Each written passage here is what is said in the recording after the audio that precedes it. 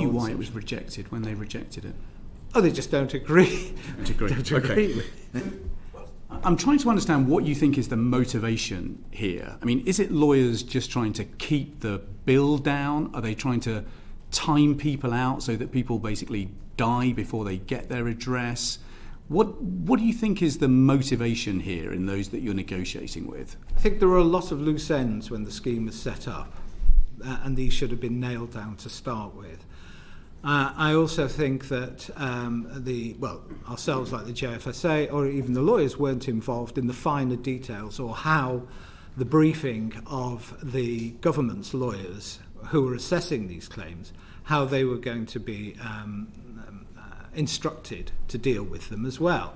And I think that would have been very useful at an early stage as well. So everyone knew how things were going right from the outset. But it seems that though we agreed a basic scheme at the outset and some of the early documentation in to do with the scheme, and then our lawyers sort of took over on our behalf, the DBT went off and they instructed their own lawyers, who then instructed their own accountants, and we don't know what they were instructed to deal with. Do you know when this is going to draw to a close?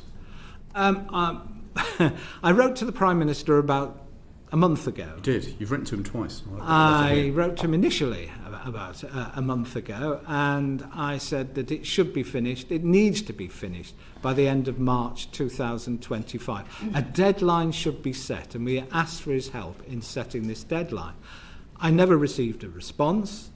I wrote to him a few days ago to remind him that I'd never received a response, and also now we're at 5 months until the end of March 2025.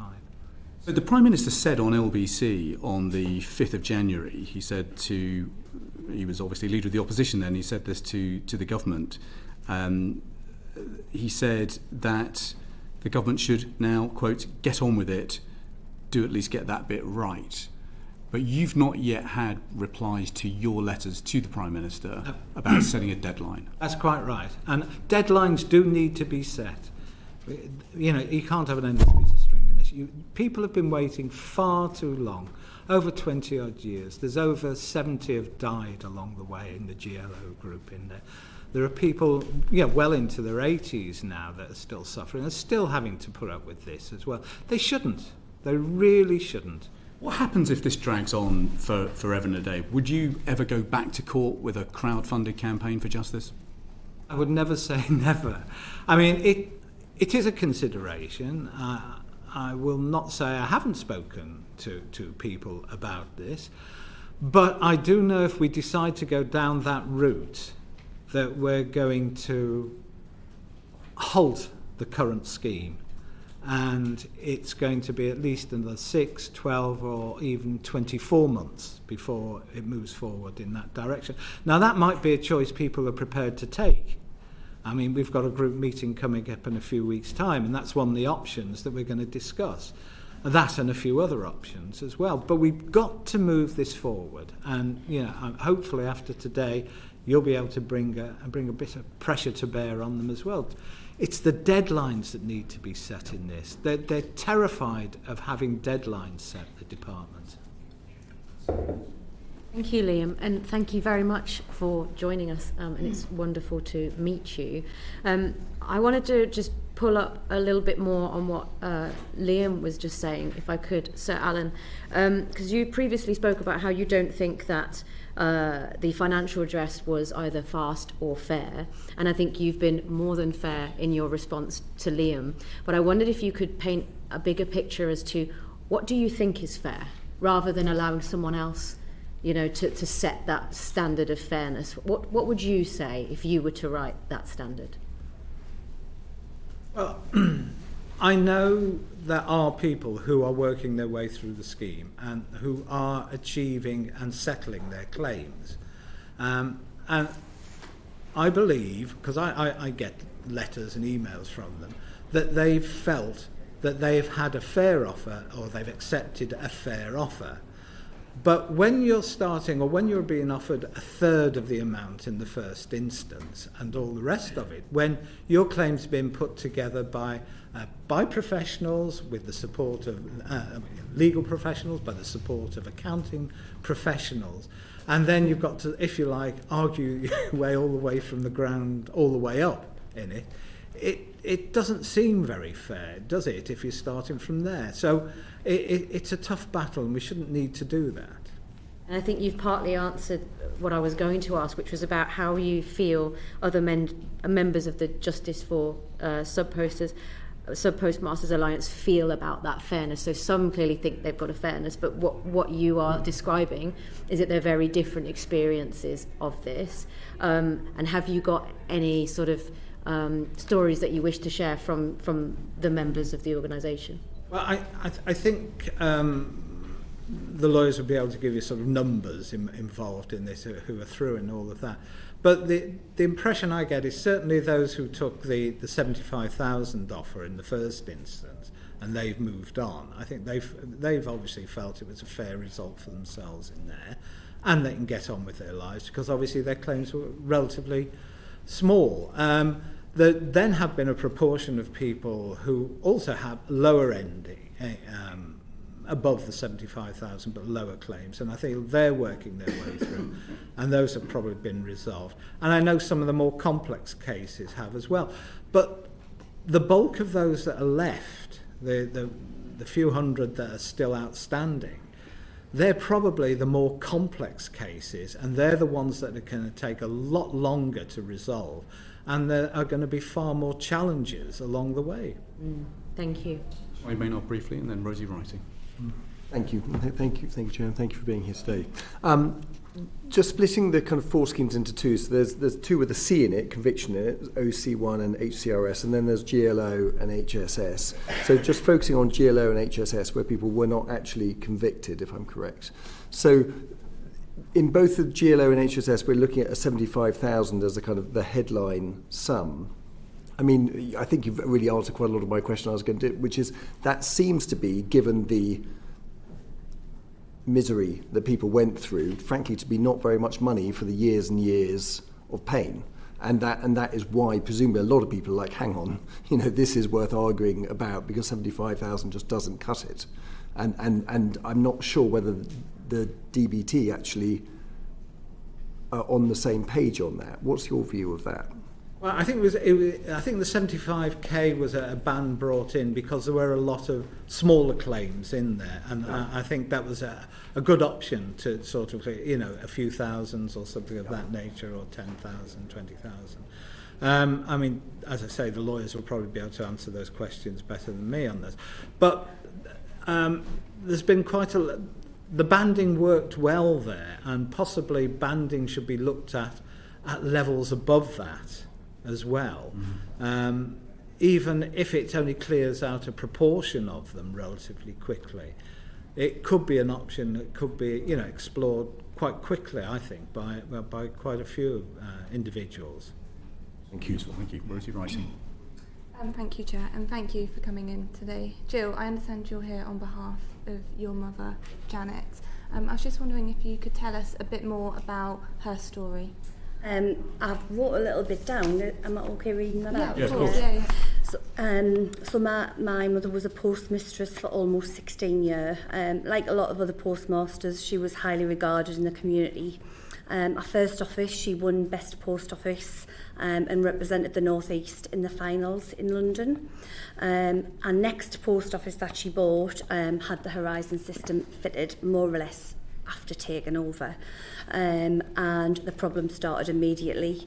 The helpline were just giving her the same answers all of the time. It was just, no one else is having this problem, and you need to make good the shortage. Finally, after several requests, we did get a gentleman to come out and have a look and sort of do an audit and see where the problems lay. He couldn't solve the shortage problem, and again he told me mum to make good the shortfall. More than 20 years later, when we've gone, obviously Alan's opened this, and we've received some paperwork from the post office, and actually in that paperwork the gentleman reports, he actually says his words, and I quote, "I think Mrs. Moorhead is hiding something. I have told her she must put the money in." He made this allegation without any proof whatsoever, and this was the type of people that was being sent round to help postmasters. My mum was quite fortunate because she was able to put the shortages in. She was able to, like I say, she put the shortages in, but she did worry. She did live under the stress, the anxiety of a shortage occurring that she wouldn't be able to afford. As well as a postmistress, she was a former school governor and a magistrate. So as you can imagine, she was very conscious that if anything was to come out, the media would have a whale of a time with her. And obviously she wouldn't be looked upon leniently in a court. Sadly, she sold the post office, just totally disillusioned at a ridiculous price. And then she we lost her 2 years later, and myself, I'm here for me dad, my 3 brothers and me mum. It definitely affected my mum's health. The stress, the anxiety, how she lived, it definitely did. And as far as our offer goes, like what Alan said, we've had 80%. We got above the 75,000, so we were sort of maybe the next category up. When I initially made the enquiries, I was told the scheme was closed and that they were no longer taking anybody else on. I then contacted our solicitor, who he sort of said, well, we need to try and get it reopened, you need to push, you need to, we're trying to get as many people to get back onto the scheme. Eventually I got a pack through to fill in, and it wasn't easy to fill in. I did it myself because obviously there was no legal team would take it on because the scheme wasn't open. So I filled it in myself. I was given an offer. Sorry, I'm jumping ahead. It was October 22 when I got that form returned back to them, and it was August 23 when we got our offer. So 10 months later, they gave us an offer. I then contacted Neil Hudgell's solicitors and was advised not to accept the offer. They would get an interim payment for us. And since having the solicitors deal with us, our offer has turned out to be just over a quarter of what has actually been found in the forensic evidence of what we lost. You spoke about the worry and stress that your mum lived with. Can you tell me how this has impacted the wider family? Absolutely. It was just, now we sort of, obviously we're reliving it because we're going through all of this and we really don't need it. They're asking for probate certificates stamped by courts, and you can go online and you can check if probate's been granted. And it's just stumbling blocks all the time. So that's affecting us now. But I think as a family, when we were younger, Mum was always just preoccupied. She was always just very anxious. She was agitated. She was stressed. She didn't want to go to work. She went from winning the best post office in the northeast to loving her job to just being totally disillusioned. And Weston. Thanks, Chair. Jill, thanks very much, and thank you all for being here. Can you just talk through a little bit more about the experience that you have felt going through the HSS scheme? Well, it's not very user-friendly. It's very legal. The letters that we've received, they're not not nice letters. They're not letters where you think, they're trying to help you or you're gonna get through this. And I think it's more about the time. I'm sort of doing this now for my dad. My dad's 74. He's had 10 years without, it was 10 years yesterday since we lost my mum.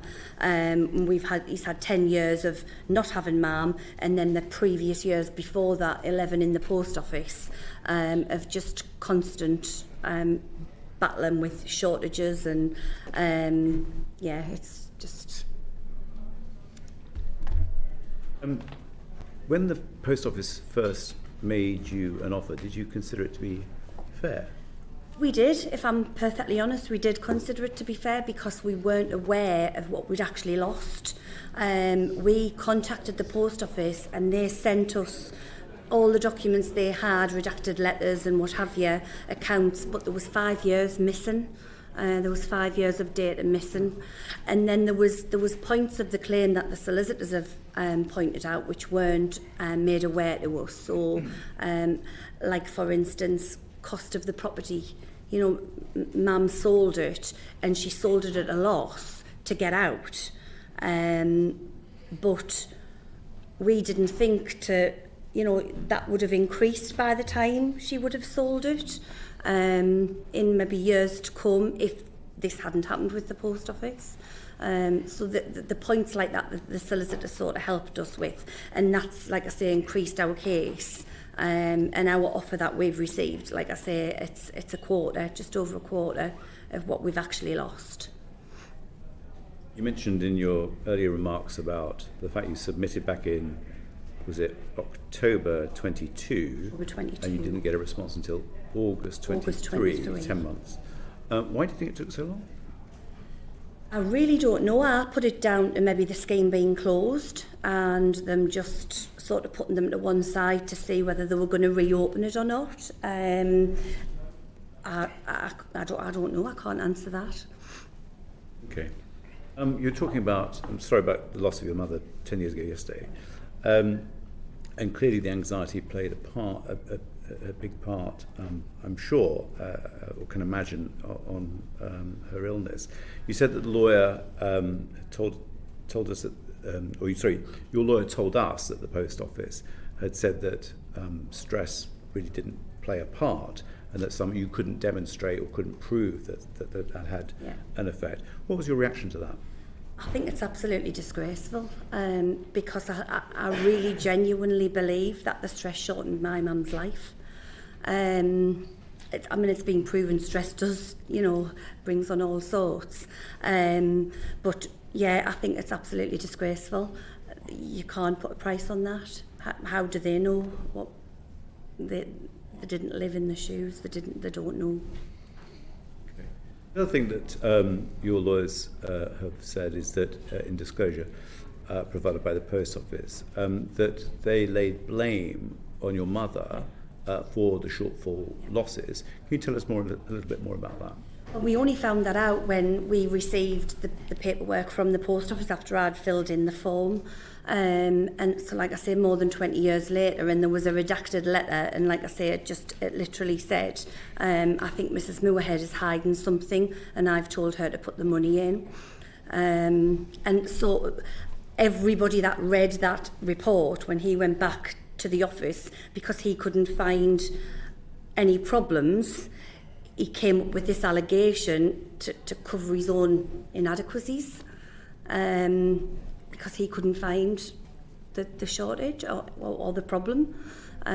So 20 years of people reading those reports thinking Mum's a thief. And Can I just ask, when your mother was originally asked to repay the money, how long was she given to repay? he had to put it in on balance day. So we would So straight away? Straight away. So our largest shortage was £5,000, and that came to light. It was something the Horizon system was doing, where it was doubling the first class stamps. So you were looking like you had twice as many. So that the cash, obviously stamps were cash in the post office. And yeah, so it was literally, you done your balance on a Wednesday, and if there was a shortage, you had to start that following week on the Thursday morning on an even keel. So that money had to be put in. Where on earth did you get £5,000 from by the close of business? I don't know, I think she must have had it hidden somewhere. I don't know, I really don't know. That was left to Mum to deal with. But we had other businesses that we ran as a family, so I think we did sort of pull from one to the other to compensate. Thank you. Just to come back on that, it was really only because that she had other businesses in the family that she was able to offset some of those monies. Absolutely. And do you think, sort of in retrospect, I mean, how long were she was able to sustain the business because of that? And if she hadn't had those other businesses, she'd have lost the business a lot sooner. Absolutely, she definitely would have, and that was she was living with that anxiety all of the time, because it was just, what's Wednesday going to bring? What shortage are we going to have? Am I going to have the money to put that in to start Thursday again? Because you phone the helpline, and everybody on the helpline was just, well, nobody else is having this problem. And I had that first hand. I rang the helpline myself on numerous occasions, and it was, nobody else is having these problems. You need to make good the shortage, and that was all we got. Finally, the duress, the anxiety, the first shortfall was when, and the final one was when? Sorry. The first shortfall that was discovered was when, and how many years later was So the the final first shortage was within a week of Horizon being installed, and that was put down as teething problems. But I think, if I remember rightly, I think it was installed in the September, and she was still having shortages by the December, and she was running the old system, the paper system, alongside this. This system was working out, but the Horizon system wasn't, so she knew it was something the system was doing, but didn't know what it was doing. Okay. So you've been waiting for 20 years for redress, Yeah. and yet your mother was expected to make good the gaps in a balance sheet Within 12 minutes. hours. Yeah. Ordinary. Yeah. Just wanted to check your experience about applying for the compensation scheme, for the redress scheme, because a lot of people have said to us that you get hit by a barrage of questions that are really quite difficult to answer. You said that you answered those questions yourself.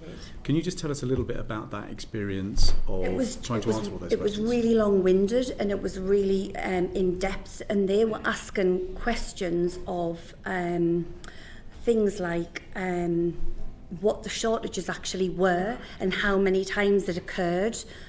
How would we know that? You know, how I was doing this on behalf of my mother who'd passed away, and it was just impossible to answer. So I was trying to be fair. I was trying to, you know, so we sort of did a range of, we knew the largest shortfall was 5,000, and they ranged from £5, £50 throughout.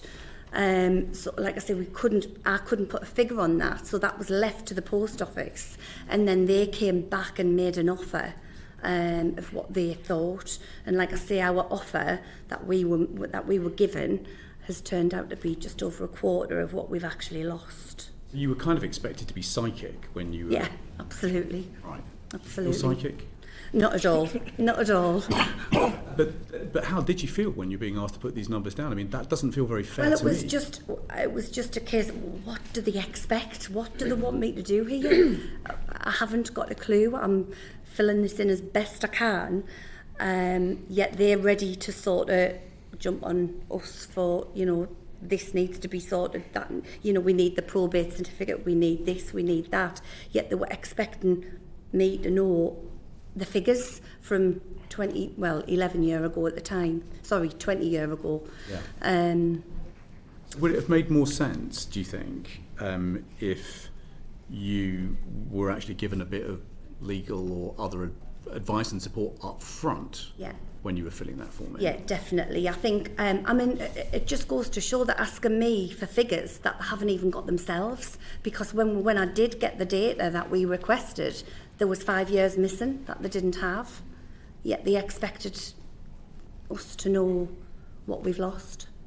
Yeah. Let me come to Joshua Reynolds, Charlie, and then I'm going to come to Gregor to move us on. Thank you, Chair. Jill, your scheme's being administered by the Post Office. Yeah. So was the expectation just fully on you to deal with all of this? Fill these forms out, have everything. Were you given any support by the Post Office in terms of trying to get that? Nothing at all. Even though they knew, obviously, with the 5 years gap in the middle, they knew the numbers that they were expecting you to just provide them? Yeah. Why? I have no idea. And when they sent when they sent the documents that they did have, they were practically ineligible. You just couldn't read them. You had magnifying glasses on them, and they were so tiny. It was just disgraceful, but it wasn't helpful at all. The expectation was for you and other sub-postmasters to be able to do all of this, fill everything in, have all of that expertise around you, when the post office themselves had no idea in reality, because you couldn't decipher it. There was no way they could. Yeah, exactly. And like I say, they expected us to have figures that they didn't even have. Yeah. Charlie? Yeah, thank you, Jill. Thank you. Just playing that back about your mum putting in money repeatedly, and then finally the post office or the auditors of the post office work out that actually that there was a 4 times differential. So they ultimately were able to figure out what she had put in, and if they could work it out for your mum, then why aren't they working it out for every single one like that? I think for myself, what they've worked out is that there's things that I didn't know I would be able to claim for. So I filled the form in as best I can, and I sent that off. We've got the offer. It's then gone to the solicitors, and then if there was, so for instance, there was a distress and inconvenience. We'll pick on. You can't put a figure on that. It's not actual. You can't put a figure on it. So they just gave us nothing. We just got nothing. There was 3 headings that fell under the unquantified. It was said, and that was because we didn't put a figure on it because we didn't know and we couldn't. So they just decided, oh well, they'll not get anything for that. Distress, personal injury. I think personal injury was at the 8,000, if I remember rightly. Yeah. Do you think that what the post office asked of you was fair?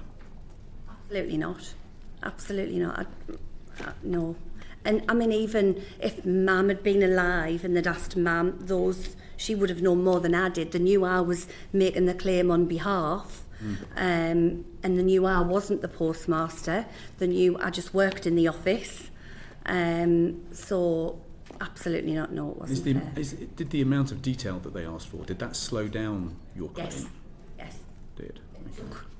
It must have took us 2 months to fill the form in. Wow. Yeah. Nikki. Thank you, Liam, and thank you so much for coming today. So your mum was obviously running a paper copy of what was happening and also the Horizon. Yeah. When did she present the case to the post office to say there was discrepancies, and when did they actually start taking note? So we made lots of phone calls about little shortages, and again it was just, they would just tell us to put it in. I mean, I've seen me and Mum, the programme that was done with Alan, when Joe Hamilton was on the floor with the dockets, that totally resonated with me because I've done that with me Mum.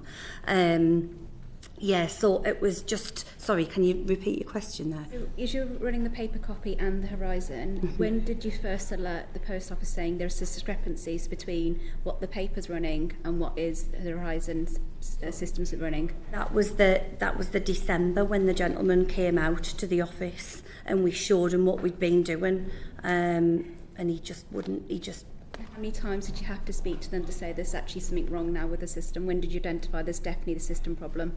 I would say the December time, yeah. Mm-hmm.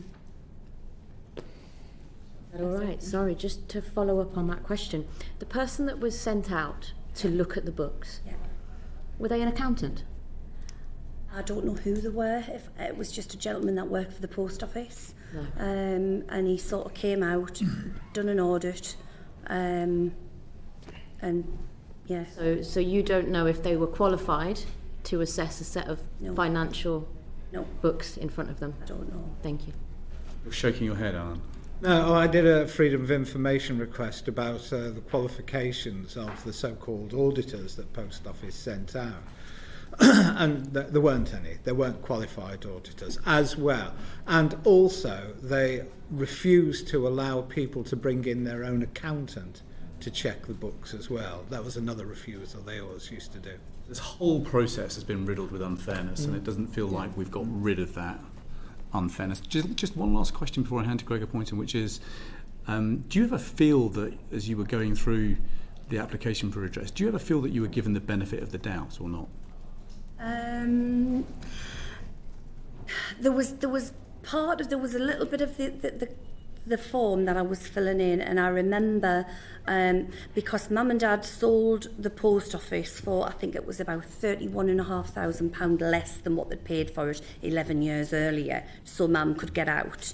And I remember putting that figure down, and we had that asked for land registry, that asked for all sorts of paperwork to prove what we'd sold the business for. We had to get figures from our sellers that had to show the goodwill, the fixtures and fittings, and then obviously the property prices. So we had to get all that to prove that. And I think they did offer us the 31.5 to sort of meet that. But if I'm perfectly honest, no, I don't think there was no benefit of doubt given. I think it was everything just, the post office put you through, despite all of the time, there is still no benefit of the doubt along the way.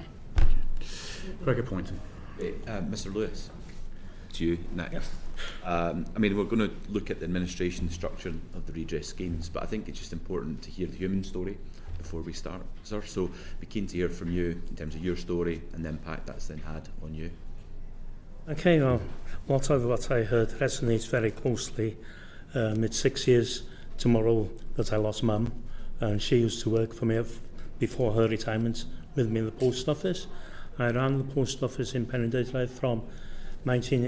I ran the shop from 1979 till March this year. I ran the post office from 1985 till the 15th of March 2011. Beware the Ides of March. We'll never have such a... I should have listened more to my English literature master at school. When everything went belly-shaped. We'd worked with Horizon, until the previous August, September, when they did the upgrade. And that's when we started getting massive shortfalls.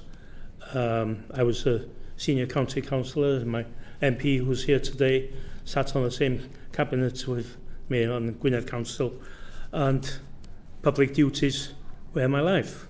That all came to an end on the 15th of, well, the auditors, Mr Bradshaw, arrived on the 15th of March, and I resigned everything on the 15th of July because I was advised very strongly to plead guilty and to make short the 53,000 they claimed.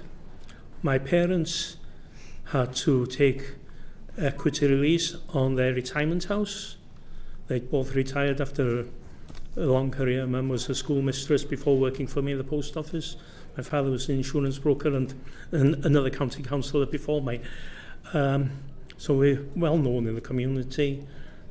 And we said, well, if you pay it back initially, we won't charge.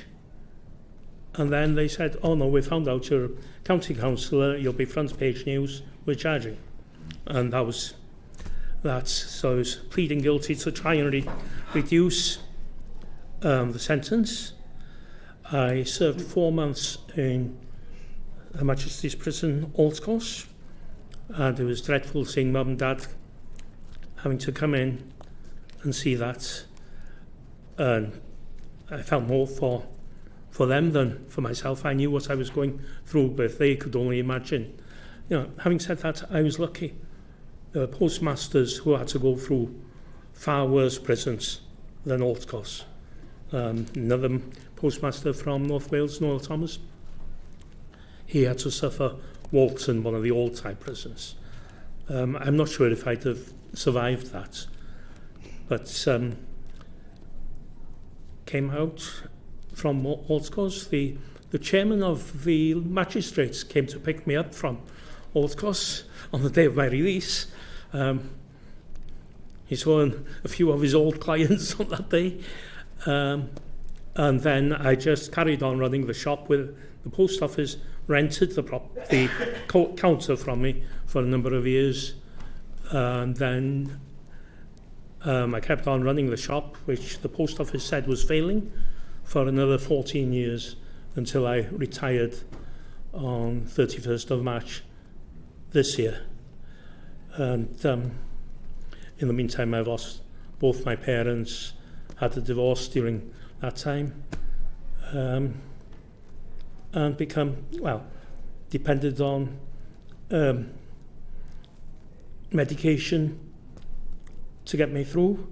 I was very, very fortunate. My community and my friends and family stood by me. I didn't have any of the nasties some of the other postmasters had to. So I count myself as being very lucky on that. My community all knew me and nobody thought I was guilty. So I ran the shop, became somewhat of a recluse, didn't do anything publicly, couldn't do anything publicly until I received the letter of exoneration, quashing all I received it on the 22nd of August this year, 2 days after I got married to my latest wife, who stood by me. She used to fly in from Dublin. She was a bank manager in Dublin, in Naverton, and used to fly in from Dublin airport to John Lennon. She was on first name terms with people in John Lennon airport every fortnight to see me in Walt's Course, and that was the sort of support that got me through everything. And so community, friends, family, and blessing, faith kept me going, but also the support of those family, friends, and community has been invaluable. I count myself as being very, very fortunate compared to a lot of other sub-post nurses and their families who have had it even worse than myself, and of all those postmasters who haven't seen the day when justice was seen to be done for the first time. Okay. And thank you for the opportunity of coming here today as well, and the work you're doing as a select committee. We're very grateful. Thank you.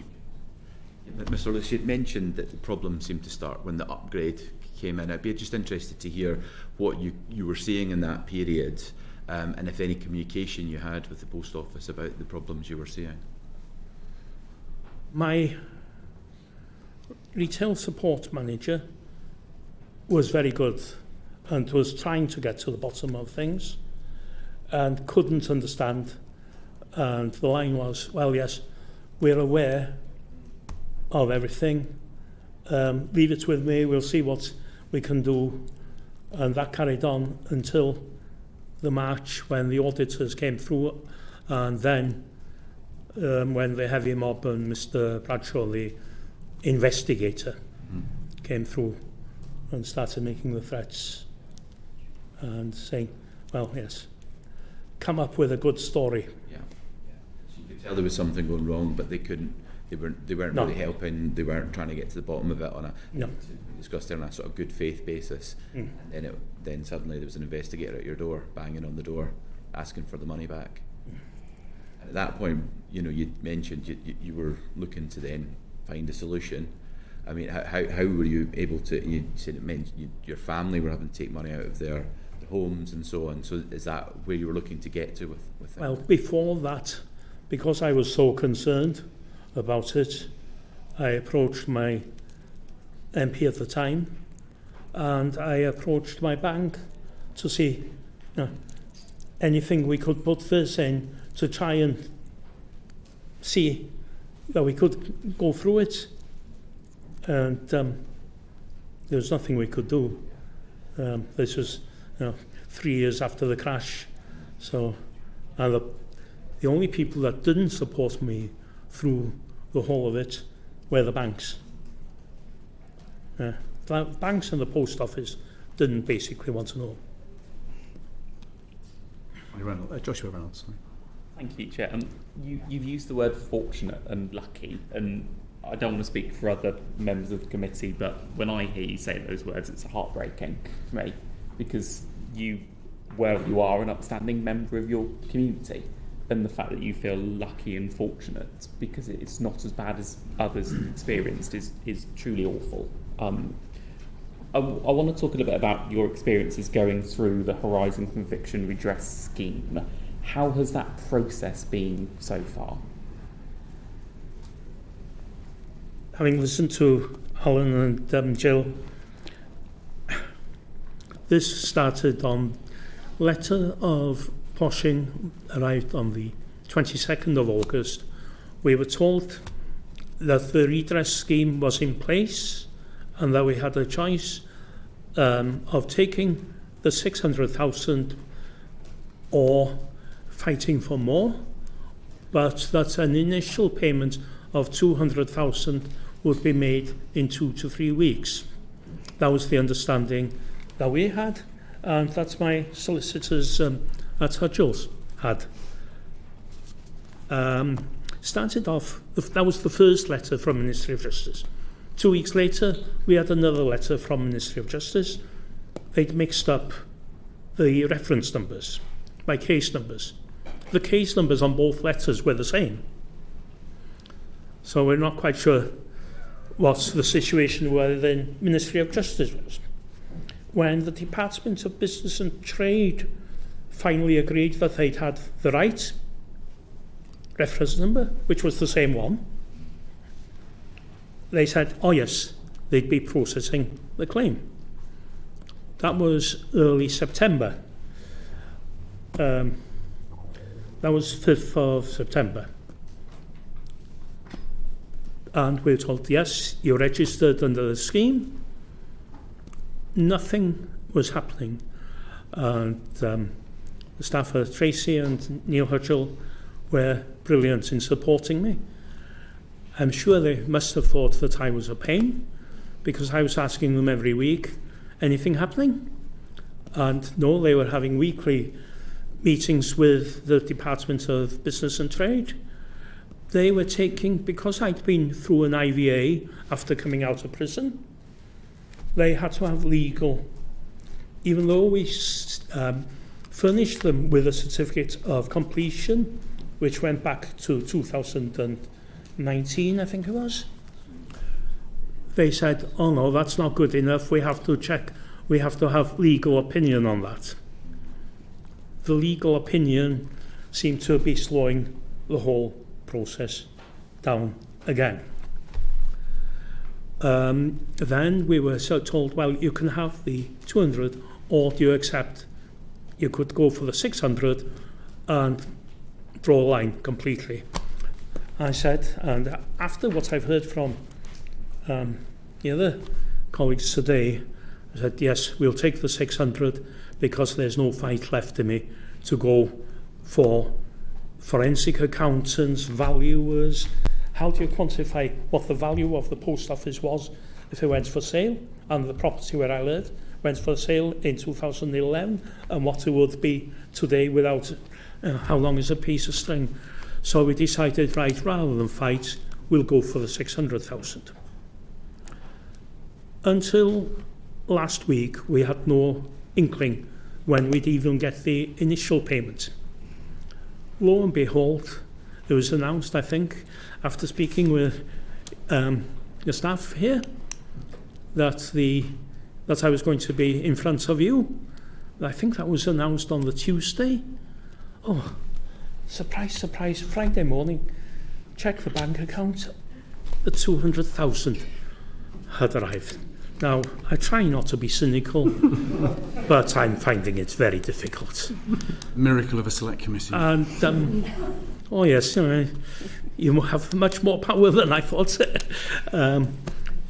And then, but we were told, yes, there'd be a deed of agreement coming out with that.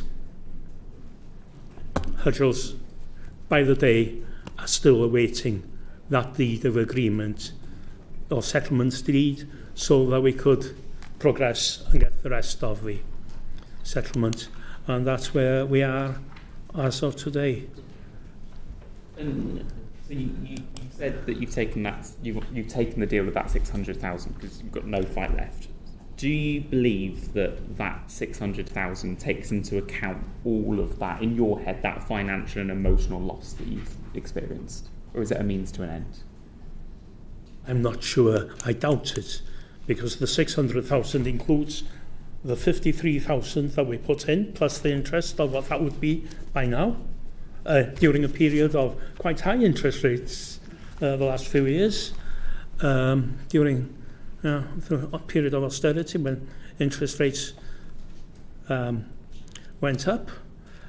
And it includes what we would have got from a colleague share plan, which the post office had at that time. So looking at the heads of what would possibly be, I'm not sure.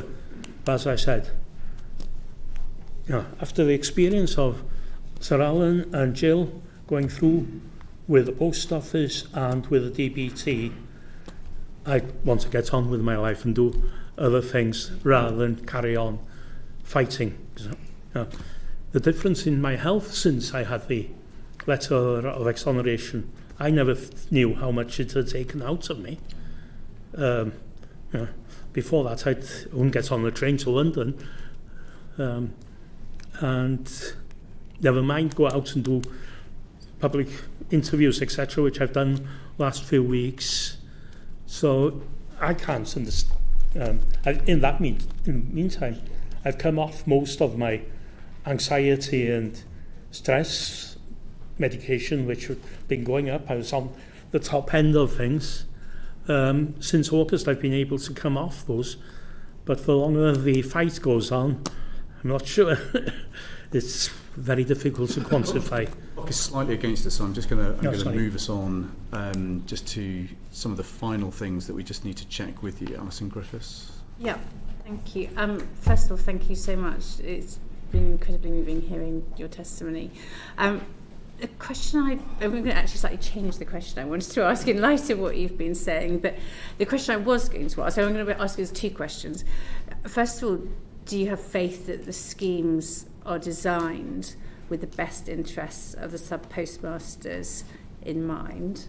But the question I'm going to actually ask is, do you think they were intended to be designed with the best interests of the sub-postmasters? So I suppose I'm sort of inserting human fallibility in there as well. I'd love to hear thoughts from all of you on that. Alan, do you want to pick that up first? Yeah, well, I think as far as intended, I would agree. Initially, I think there were thoughts that it was going to be a benefit to the sub-postmasters, which is why we engaged with the process right at the start. How it's turned out is it doesn't seem to be for the benefit of it. It does seem to be for the benefit of the department more than anything else, to run it through at their speed and on their say-so. Can I just divert that question or the answer to that slightly and answer something I just thought about afterwards from that I was asked earlier?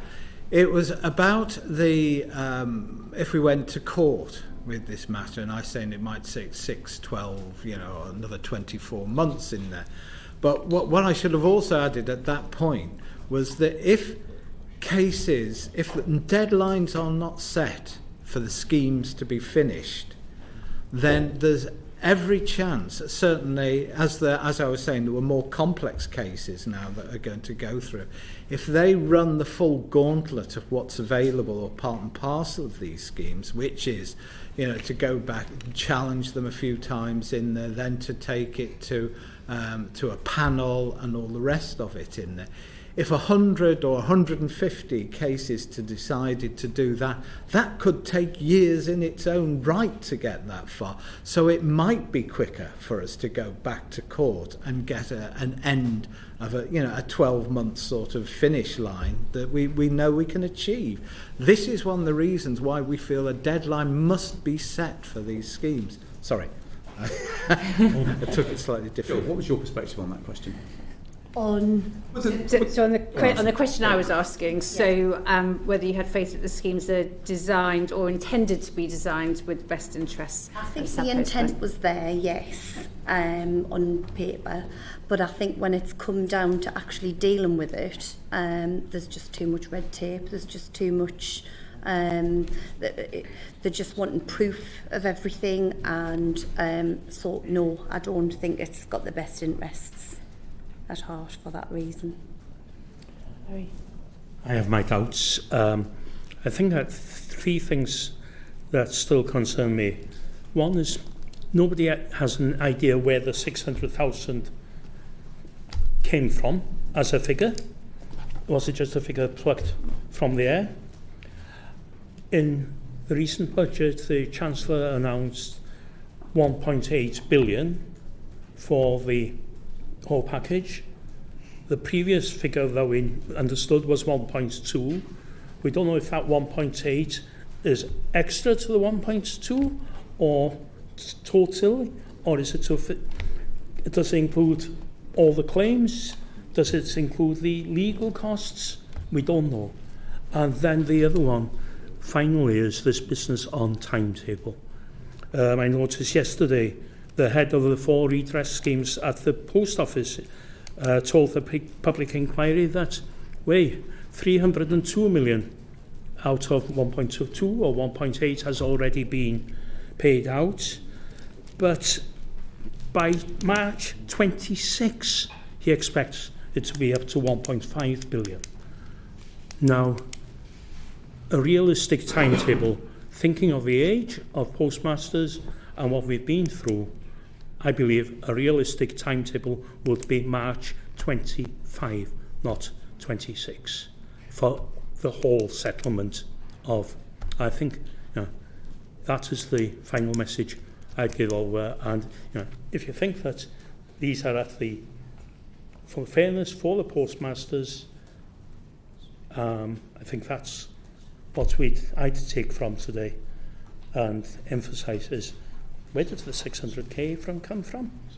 Where did the 1.8k come from?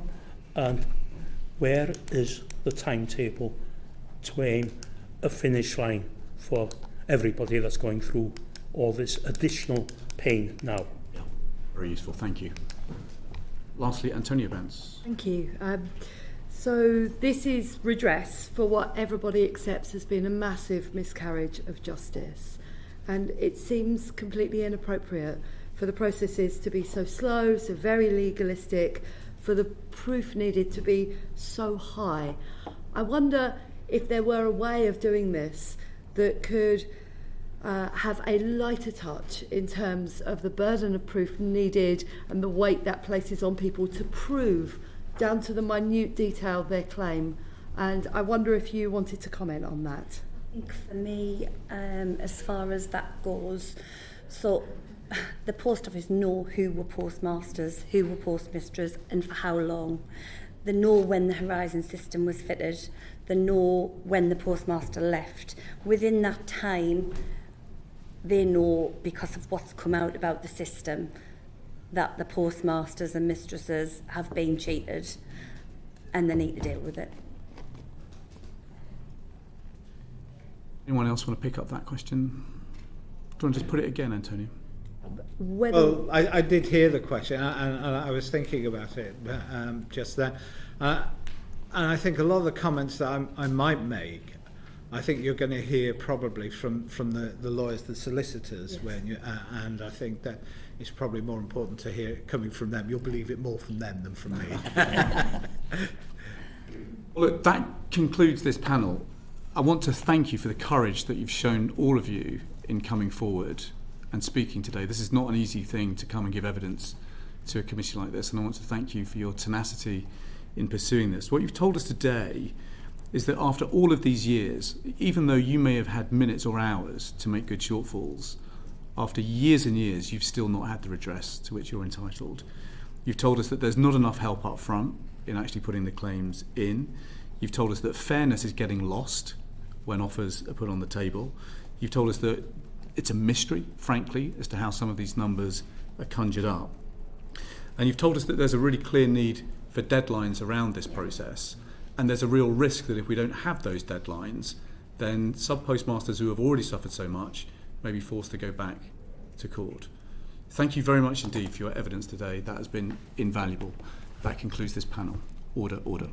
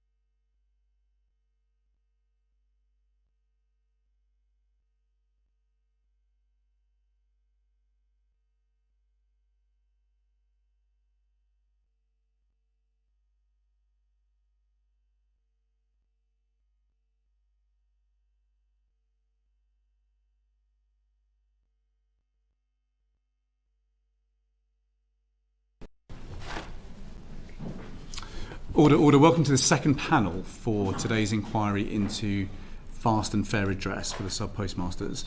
I'm very grateful to our group of lawyers who have worked incredibly hard for many wronged sub-postmasters in coming and giving evidence today. And because you're lawyers, we're going to have to read the sub judice resolution to give you the protections that you need. So at the start of, so there are relevant active legal proceedings relating to Horizon before the courts. In December 2022, Mr. Speaker exercised his discretion in respect of matters sub judice to allow references to those proceedings as they concern issues of national importance. That waiver is ongoing, and it applies not only to speeches made by members on the floor of the House, but to remarks by both members and witnesses at today's oral evidence session. Nevertheless, members are urged to exercise caution in what they say and to avoid referring in detail to cases that remain before the courts. Members are also urged to bear in mind that Sir Win Williams Post Office Horizon IT inquiry is ongoing. Neil Hudgell, perhaps I could start with you. We've just heard a series of problems that bedevil all of the compensation schemes. I don't think we can say any one of these redress schemes is in good shape. Could you just give us a sense of how the experience you've heard compares to the experience of your clients? Well, the two clients of mine that spoke today, Dowie and Jill, are pretty representative of the 400 or 500 personal stories that I've heard before. You know, each case is very tragic on its own circumstances. I think these are very humble, generous people. You know, you heard Dowie talk about how he felt fortunate, and I mean that really resonates with everyone, I think.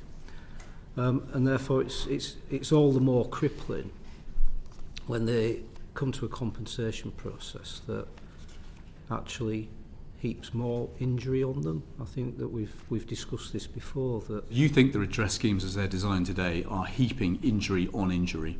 Well, I don't think it's just me that says that. You know, we've obtained significant volumes of medical evidence, which the Post Office and government have seen, that actually talks about the process of compensation as actually making people unwell. And you know, it's a real big thing for us around this whole issue of trying to simplify the process, trying to kick it on further gears. We've got the biggest miscarriage of justice in British history. You've got a group, we think there may be at least 3,000 people who still haven't had their claims for redress met. And at the moment, the redress schemes are making them iller rather than providing them with the redress to which they're entitled. Yeah, and as I say, I think that that's validated by formal medical evidence. I mean, I think the other thing as well to say, and there's so much to talk about here, but in terms of things like the burden of proof being put to election on heads of loss, they actually think again that they're being cross-examined and disbelieved on matters. You know, you've advanced this claim that's 20 years old. You've no documents, but you've got no documents because we seized them and never gave you them back. You know, so they're actually placed in a very invidious position, and therefore, you know, it's incumbent on we can't revisit history, but what we can do is go from today and try and simplify things so that these really good people can try and rest a little bit easier.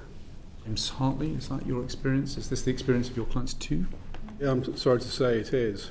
So we have acted for 419 of the postmasters of the original 555 that we acted for in the High Court proceedings.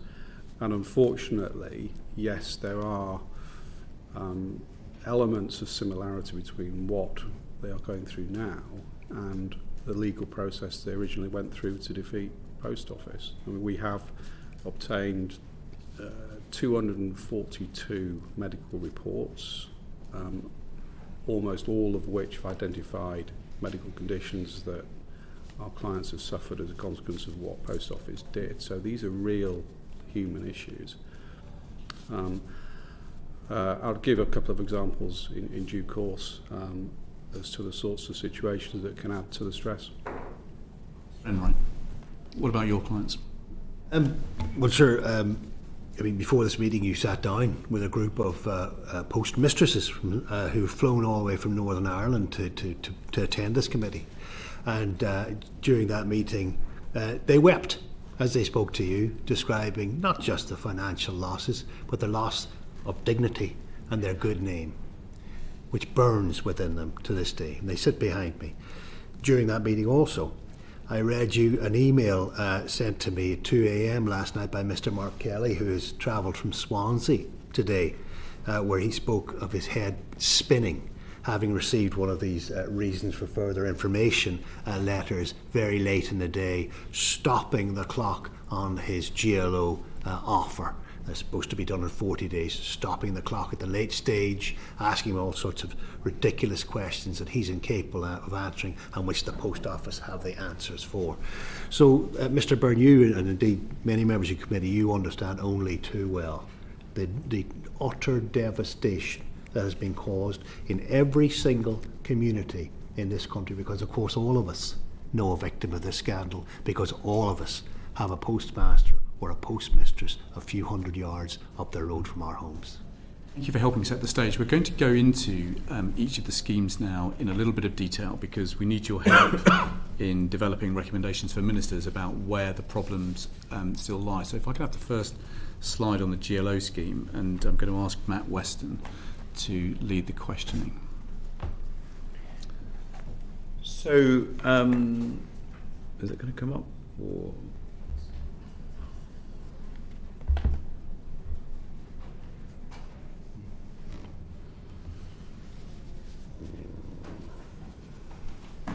may start, and the slide will hopefully start. Okay, it'll catch me up.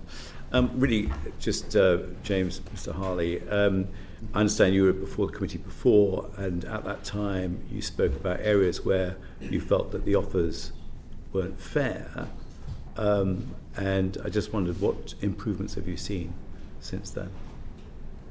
Well, the 213 of our 419 claims have settled, so that is good news. Within those are the £75,000 claims which were more straightforward. The vast majority of those 213 clients are happy with the outcome. They feel in all circumstances it was fair. However, we still have another 206 to resolve, most of which are highly complex claims involving medical evidence and accountancy evidence. And those, as I think Sir Alan mentioned earlier on, are the more difficult ones, which will take time. So the GLO scheme, which is the only scheme we're involved in at present, can deliver fair outcomes. However, the other side of the coin is that, unfortunately, we are seeing not only delay, which we'll come to, but we are seeing offers which are not fair. And again, Sir Alan mentioned his concern that fairness appears to become the secondary factor behind forensic legal analysis and detailed requests for further information. And that is our experience in quite a few cases, with detailed requests for further information, which also manifests itself in the levels of offers on particular heads of loss, which we feel are too low. There's more to be said about that, but so there's potential for fairness, and there are signs of fairness, but we still have concerns. Just on that, to what extent do the first offers, how do they compare to what the claimants perhaps were expecting? Perhaps Mr. Enright can come in as well. The figures we have in relation to the claims we are handling in the GLO scheme, 20%, 27% of the first offers made, were for less than half of the sum claimed. Wow. Mr. Enright? Yes, and we may touch upon this again, which is the benefit of the doubt issue. A client of ours, I think almost a month to the day, received his first offer under the GLO scheme from DBT, and a whole range of heads of loss suffered by him were reduced by 30% on the basis that there was evidential uncertainty as a result of gaps within the supporting evidence. There are 2 points about that. First of all, Mr. Worsfold is his name, we assisted him in getting a forensic accountant who put forward his losses, and that forensic accountant within that report discounted the amounts claimed on the basis that the forensic accountant themselves could not satisfy themselves in entirety to be able to support the claim. Then DBT themselves double discounted what is being offered by coming back saying that there are gaps in the evidence as a result of absences of evidence. Now, of course, there are absences of evidence because, as Mr. Hodgell has said and Mr. Hartley has said, this is 15 years on since he was forced into penury, and when he had to take on credit cards and remortgage his home, etc. How could any one of us here find the evidence 15 years on to demonstrate those types of things? So he's being double punished and being given double the lack of benefit of the doubt. That needs to be brought back into this. Okay. When you were before the committee before, I think you said that the post, in terms of post office disclosure, that there was a degree of inefficiency in competency. Has that improved since you were last before the committee? That is less of an issue now because we've moved on from that. We eventually received the disclosure that we needed from Post Office, but that was only as recently as June 2024, so there were significant delays along the way. But now, current state of the position is that isn't holding things up. Mr. Enright, in terms of hold-ups and looking at the process spreadsheet, if we look down to in the central block at the top, the first blue point, claimant applies in full, a named case facilitator from Denton's is appointed to manage the case. Now, what really happens is we formulate the claim and submit it to Denton's, who are effectively a highly paid post box. They post it on to DBT's lawyers, Addleshaw Goddard. Why do we need that layer? And what has happened, for example, in just the last 2 weeks, Mr. Keith McEldoy and Mr. Harry, clients of ours, what's happened? They've put their claim in and Denton's haven't sent it on. And so they're supposed to get an offer within 40 days. And we chase up Denton's and say, oh, we missed that, we lost that. It slows the process down. So a highly paid post box that doesn't really work. Which slows it down. Yes. Interesting. A question again for both of you. Mr. Hartley, I think you suggested that that DBT should give sub-postmasters the benefit of the doubt at the evidence gathering stage. Does this actually happen? In many cases, no. And if I can give one example, a recent example, yesterday we received a 3-page letter from Adelshaw Goddard DBT solicitors in response to a claim, and we had produced a psychiatric report, a medical report, which we had obtained for the client. The letter said that they felt the psychiatric report, so this is an expert consultant, was vague and lacking in detail. And this is a report in which the medical consultant had expressed the opinion that there was, on the balance of probabilities, the postmaster had suffered a condition of anxiety and depressive disorder. So medical consultant gives a view on a balance of probabilities, which is in fact is the legal test in this scheme. We then get a letter making that comment, and also then following the letter up with 2 pages of questions about this person's prognosis. 2 pages of questions? And their prior symptoms, i.e. addressing the question of whether in fact this was caused by post office's actions. Now that is not giving the postmaster the benefit of the doubt. And I think this also links directly into this point around how fairness should be assessed, and indeed the provisions are within the guidelines and principles of the scheme if they are used properly.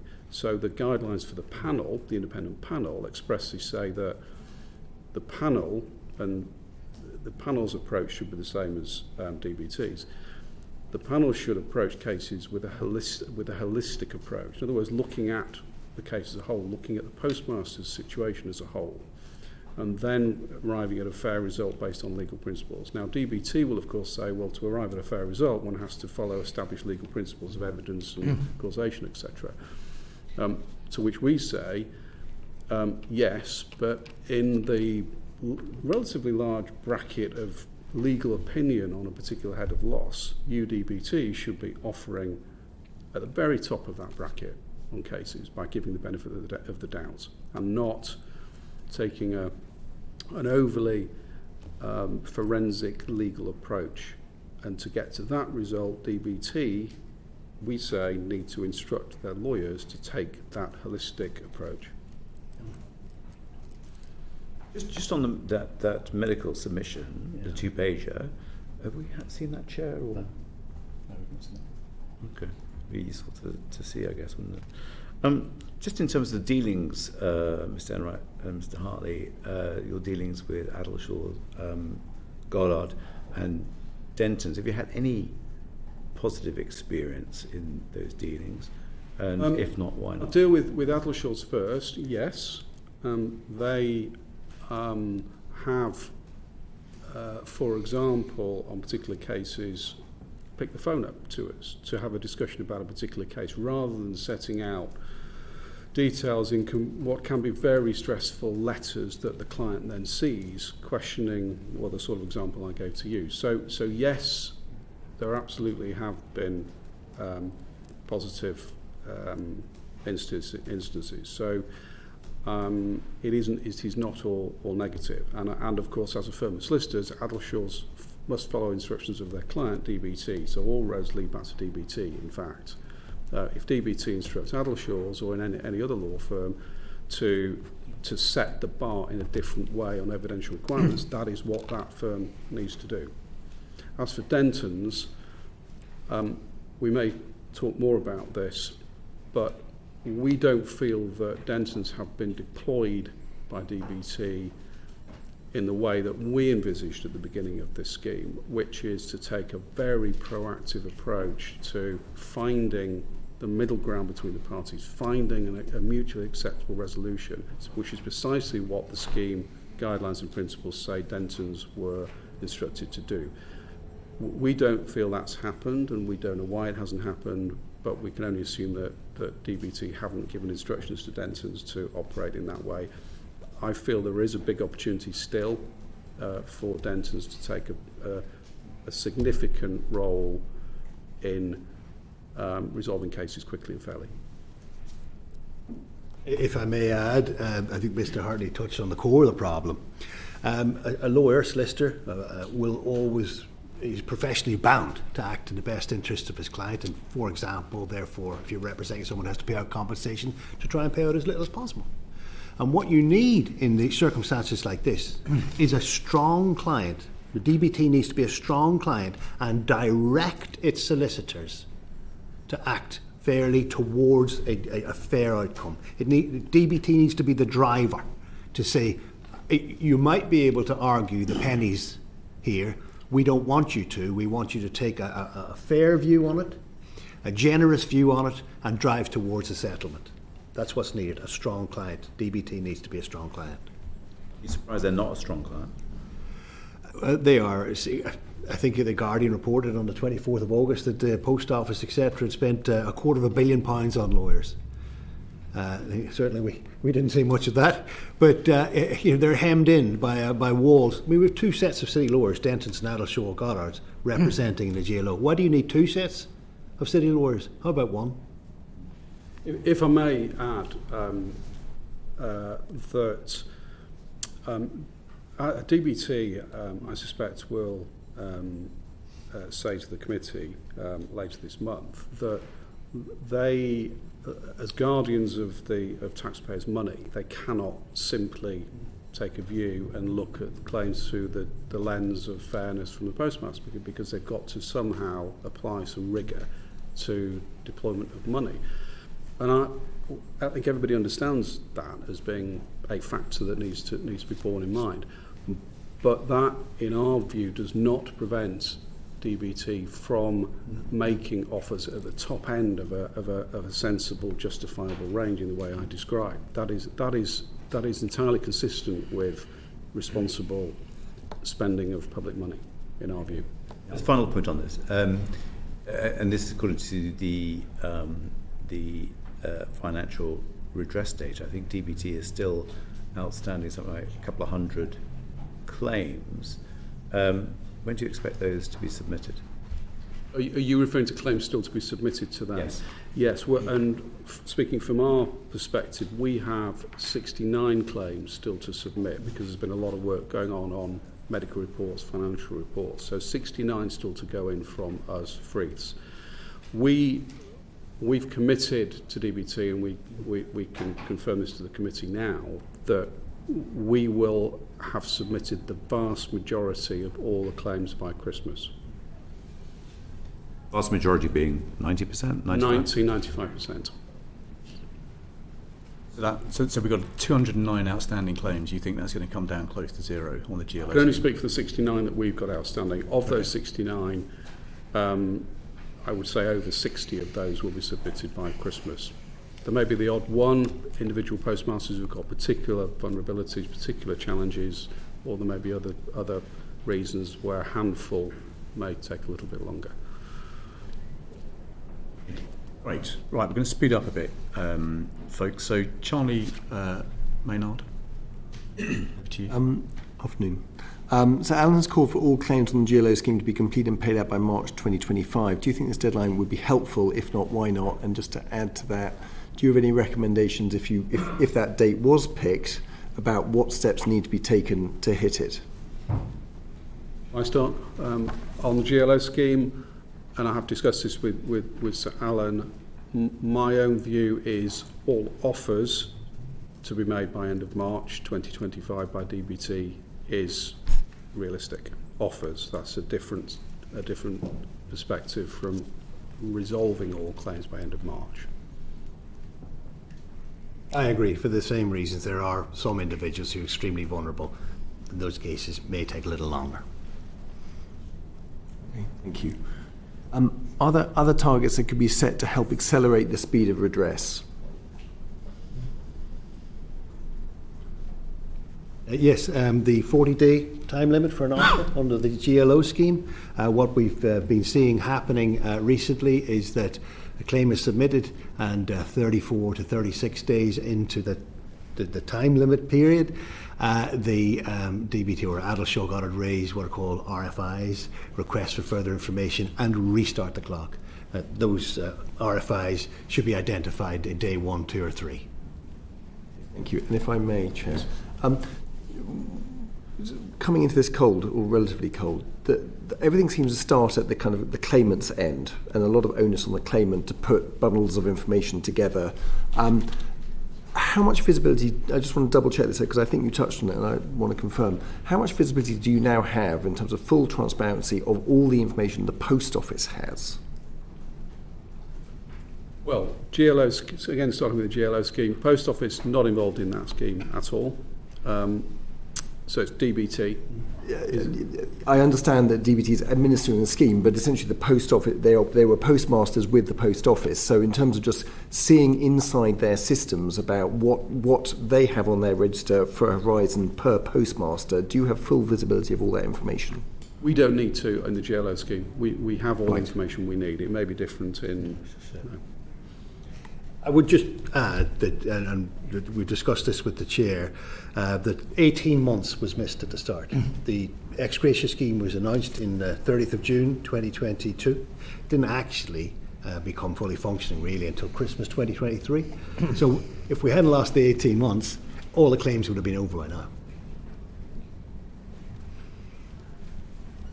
Okay, thank you very much. So I just want to make sure that I've completely understood this. So from our process map, you think that there is some delay creeping in from Denton's, and there is just a kind of an excess of rigour that is creeping in at the Adelshaw Goddard process, and that is slowing things down. If you look between the last two blue bars and the central point, there's the RFI point. That's where they come back with requests for further information. And you've got a problem there, which is that the clock is getting restarted. It gets restarted. Once that's triggered, so we've got to get through that as well. And excess rigour on looking at each head of loss, but also the offers, the first offers we think are the bottom, they appear in many cases to be the bottom end of what we think is an acceptable range. So just on that, how clear are we about the discrepancy in the range of offers? We've all been struggling to get this information. I think some of you are beginning to build this information, but is there an inconsistency in the unfairness? I don't think it is, because every claim is different, of course, factually different. Every claim includes different heads of loss. They're all complex. There is no formula that can be applied, I don't think, that can give any clarity on that, because it is all about legal advice and legal judgment on what is an appropriate level for damages for any given head of claim. So, for example, if a postmaster says, well, I had intended to invest in a buy-to-let property, but I wasn't able to, therefore I've lost the profit that I would have earned over X years. It'll be unique. Can be quite a complex subjective issue as to what that should be valued at. And there are numerous examples of that kind of thing. It was very quickly. I just wanted to ask a question about the reasons for further information. Could you say how many times they have been applied? Do you have, for example, are they using it once, or are they then coming back again? Have you? I'll have to consult for a moment.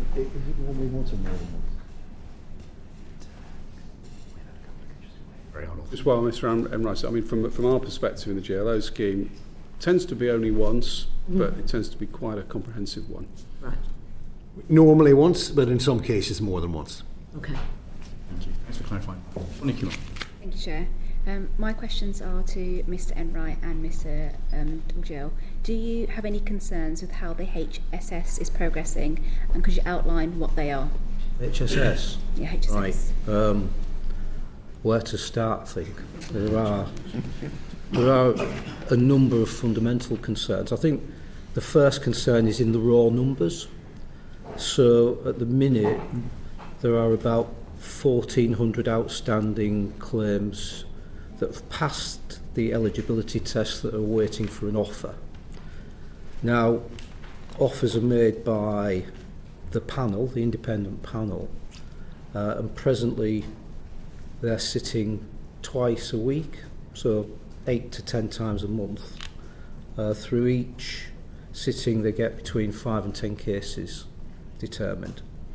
So on those numbers alone, it will take, and this is before we layer on top of that cases that come back for reassessment, it will take the best part of 18 months just to process those numbers.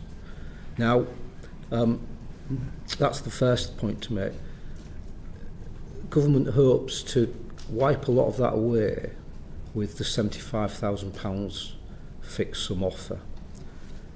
My concern there is that they're going to wipe away a lot of legitimate claims that are worth considerably more. You heard Jill. Jill said before she came to us that she thought it was a fair offer. People don't know what fair offers are until they get proper advice. And so Simon McAldin, the director in charge at Post Office, was giving evidence at the inquiry today and yesterday. And we referenced one of our cases that started with an offer of £4,000. Now, Post Office's position on all that is that we settle the majority of the claims off. They're small claims, we don't need to be worried about them.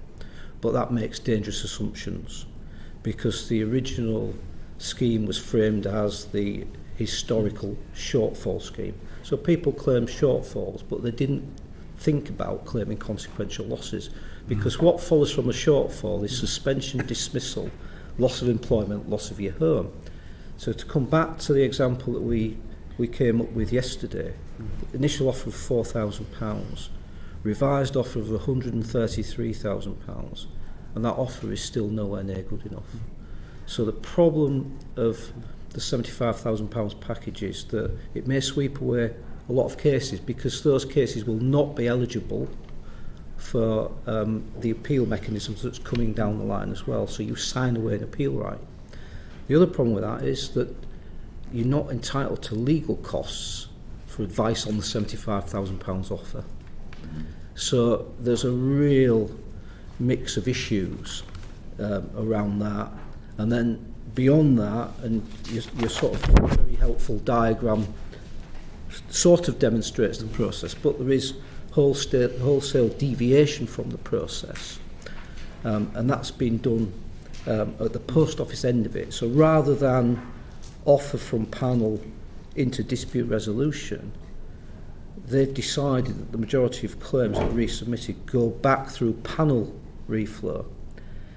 And the net effect of that is that we're waiting for revised offers for periods in excess of 6 months. Worse than that, though, isn't it, Dr. Hudgell? Because people are having their offers stepped down if they go back to panel. No, they're not. No, there is a sort of jeopardy issue that I'll touch on if that's okay. But in terms of routinely every case that we've put back through panel that's come back for reassessment has had upside, very often significant. And again, this is referenced in evidence we submitted to inquiry this week. So one case went from 46,000 to 140,000, still not enough. One case from 363,000 to 649,000, that is enough. One from 21,000 to 172,000. These are huge revisions. Still not enough. Now, where the whole issue of jeopardy comes in is if you don't take, and this also goes to the same point in the new HCMS scheme, it does. Is if you don't take the fixed compensation, you could end up with less. So if you don't take 75, you could, and you fully articulate your claim, you could end up with less. If you don't take the 600 and you fully articulate your claim, you could end up with less. It's an example of duress being placed on very vulnerable and damaged people that is a worry, a serious worry. I do hope that the committee are able to benefit from the excellent analysis prepared by Mr. Hudgell on the HSS scheme. A really fine piece of work. And I won't repeat it, one thing I would focus on is a built-in 9-month delay. So in many cases, there is no legal funding for advice, no funding for legal advice at the start. So you must do it yourself. So lay individuals, lay postmasters apply to the scheme. They have to complete a 28 question questionnaire, very detailed. About 6 to 9 months later, the HSS scheme come back with a request for further information again, which will contain somewhere between 50 and 150 further questions, many of which could only be answered by an expert accountant Say that again. or a doctor. I'm right. Yeah, the whole bit or the last bit? It's the last bit. Just underline for the committee how many additional questions. Yeah, thank you, sir. 6 to 9 months later, the HSS scheme will return to the lay unrepresented person and ask them some 50 to 150 complex questions, some of them multi-layered, that could only be answered by a doctor or a forensic accountant. And it is at around that stage, and we believe that this scheme is designed to wear people down. The person will do their best, put it in, and as Mr. Hudgell says, lay people will miss out head after head after head. And the HSS scheme will come back and say, take 75,000. How about that? And of course, at that stage, you've already had years. You've already had another year wearing through this. You're afraid of lawyers. You think you're going to, any money I'll get will be swallowed up by lawyers. And of course, it won't be in this scheme. But you can only get legal representation at the time when you're challenging the initial decision rather than getting the initial decision right on the first occasion. So spend a little bit of money at the start on expert legal representation. There's a very small pool of lawyers, and in fact you're looking at the three of them here, represent pretty much all claimants, working together extremely well, being involved in the design of all of the schemes as best we can. Spend that little bit of money at the start to help people make the applications. Let's try and get away from being compelled to go into the appeals process, or, as Mr. Hudgell has said, many people being undersettled, just going, look, I'll take the 75 and I'll walk away now because I can't take this anymore. Am I right in thinking that actually having the 75 sum, even though, do you feel like that it's speeding up the redress? But I think what you're saying, it sounds like some vulnerable people, especially those maybe from ethnic minorities that may not have English as their first language, those with any disabilities, or those just have got quite severe mental health problems, may find it difficult to access this and may go down sort of the quick fix. We don't know the extent of the problem either, because a lot of these letters go directly to the applicants and are simply signed off by them. But I think the big point in it all is those poor people are best placed to take a view on whether, in some instances, £75,000 is generous, is a windfall, is more than they've lost. There are those cases because everything is very much case specific. But there's a huge danger, particularly when you look at the statistics around settlements without legal advice. It's nearly 90%. There was a YouGov poll that said that the statistics around that was where there's legal representation, offers are double. And so, that sort of speaks for itself a little bit. Thank you. How long do you think it take for a claim to be reassessed by a panel?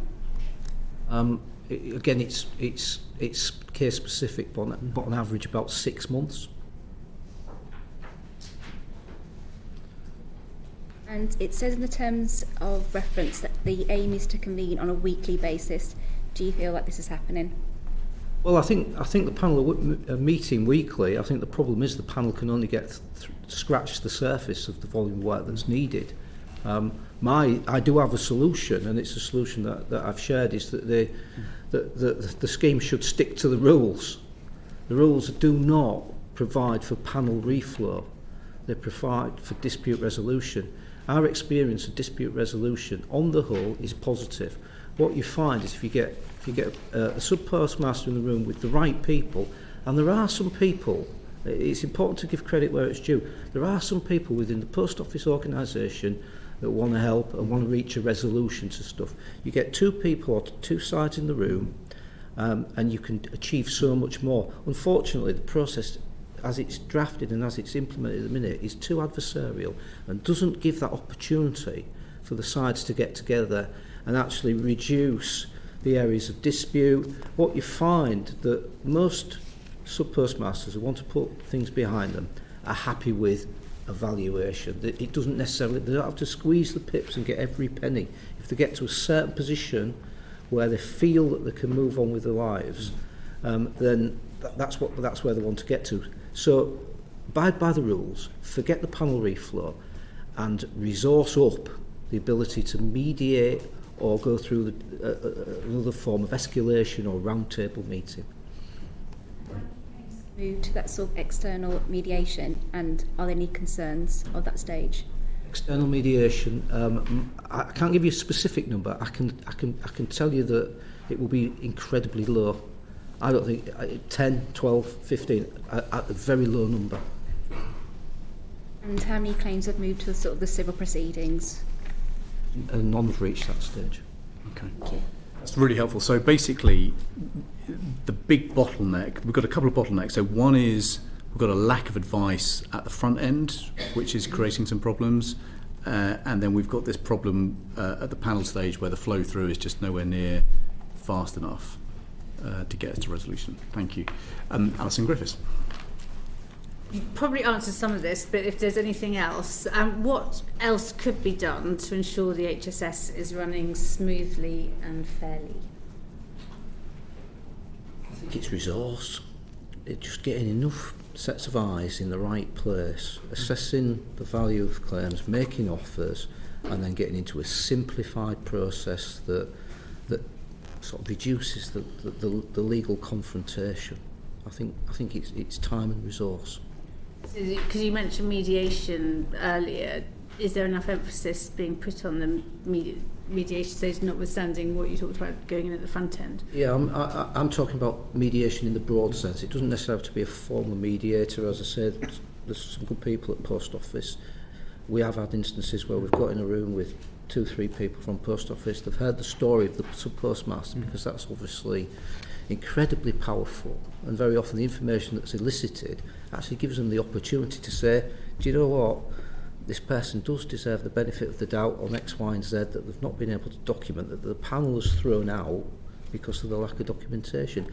Having heard that person, because of course at the end of the day in any proceedings credibility is usually assessed in the witness box. There's no opportunity to do that in this process. And I think that is a real strong, powerful way to cut through, because it's all very dehumanised on the papers, and you know it's so powerful to hear these badly injured, damaged people and what they've gone through, and they are honest in what they advance. I really appreciate that. And do you think the new independent appeals process will ensure that sub-postmasters at least get given fair offers? I think the independent appeals process, are we talking about the HCMS? I'm looking to the chair for this one. I think we're talking about the mediation process at the kind of the end of the process. So there is an outcome that can go to a dispute resolution procedure right at the end. We never got to a formal mediating position at the end of the process. Yeah, so we've just not got cases that have gone. Well, there's discussion, sir, of an announcement of a new independent appeals process under the HSS, but it's just a discussion. There's no shape to it, and maybe if I could just add something that might help. Is in the original overturned conviction scheme for people who had their convictions quashed in court.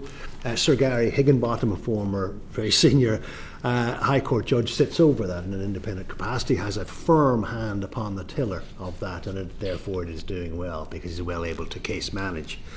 We may get on to Sir Gary Hickinbottom in relation to the HRSC scheme, the new quashed conviction scheme.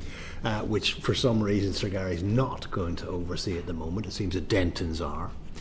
But why can't we have someone of standing, of someone like Sir Gary Hickinbottom, someone who well used to case managing large volumes of litigation, as he did for many years, overseeing the HSS, someone of standing, someone we can respect, who can call before you, and who can speak to the whole scheme rather than the amorphous, uncontactable organisations that we have at the moment, because this is one further point. There's no telephone number or email you can ring or you can use to contact the HSS to say, where is my case in the chain? Yeah. For Thank you. Thank you very much. We're going to move on to exactly that next scheme now, ACRS. Gregor Poynton. Up there, Dr. Hodgell and Mr. Enright. As of September, I understand it's 1,030 Horizon-related convictions have been identified and quashed by the legislation. Yet our understanding is only 335 of those eligible claimants have been contacted as part of this. So I'm just keen to get your take on this and what can be done to inform those claimants of their right to that financial redress coming from this quash. May I start there? Primary problem. The Ministry of Justice, Department of Business and Post Office don't know how many beneficiaries of the Act there actually are. They have no idea. At the time the Act was being passed, they estimated that there were 900 individuals who would be affected by this, but they just don't know. They're currently saying in their 3rd of October quash conviction management information that's available online, it may be updated shortly, that they're now saying that there may be approximately 500 individuals who may be affected by this Act. If you don't know the size of the problem, you can't solve it, you can't monitor it. So the first thing is they need to pick up their musket, do the work needed to identify who this Act was supposed to benefit. Secondly, even using their unreliable figures that we have, we know that at a minimum, there's 124 people who have not been written to at all. It may be far higher than that from their own figures. It may be hundreds. Secondly, we know they've written to 335 individuals. How many have contacted them back? How many of those people are dead? How many of those people have moved? So let's get the number. How many letters did you send out? How many came back? Yeah. And then whatever the difference is, where are they? Yeah. And what is being done to identify the hundreds of individuals across this country who, as at this moment in time, have been vindicated, but have no idea that they've been vindicated, and have no idea that they are entitled to very timely and substantial compensation. Yeah, I think to add to that, I have weekly meetings with the DBT, or my team do, and they're quite frustrated as well. I understand by the timing and the processing of the letters. There's a lot of missing information in many instances. I think it's fair to say the speed of the letters going out has been slow. My concern is that that's not going to improve, because the recent trend I've had is of letters that have asked for more information in relation to potential exonerees.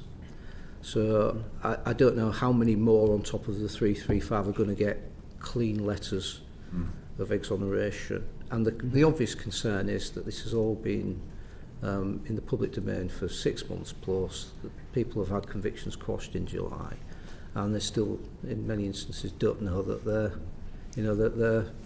they're free and exonerated.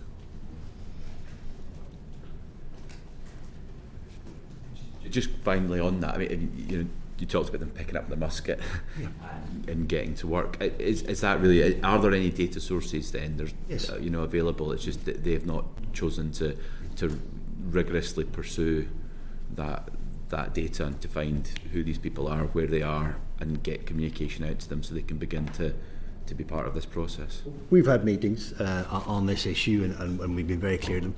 By way of example, Post Office have retained the services of a team of senior retired police officers to undertake investigations arising out of the inquiry. And we've said to them, why don't you use that team of senior police officers to track down these people? How about we use the police, the ones you actually have?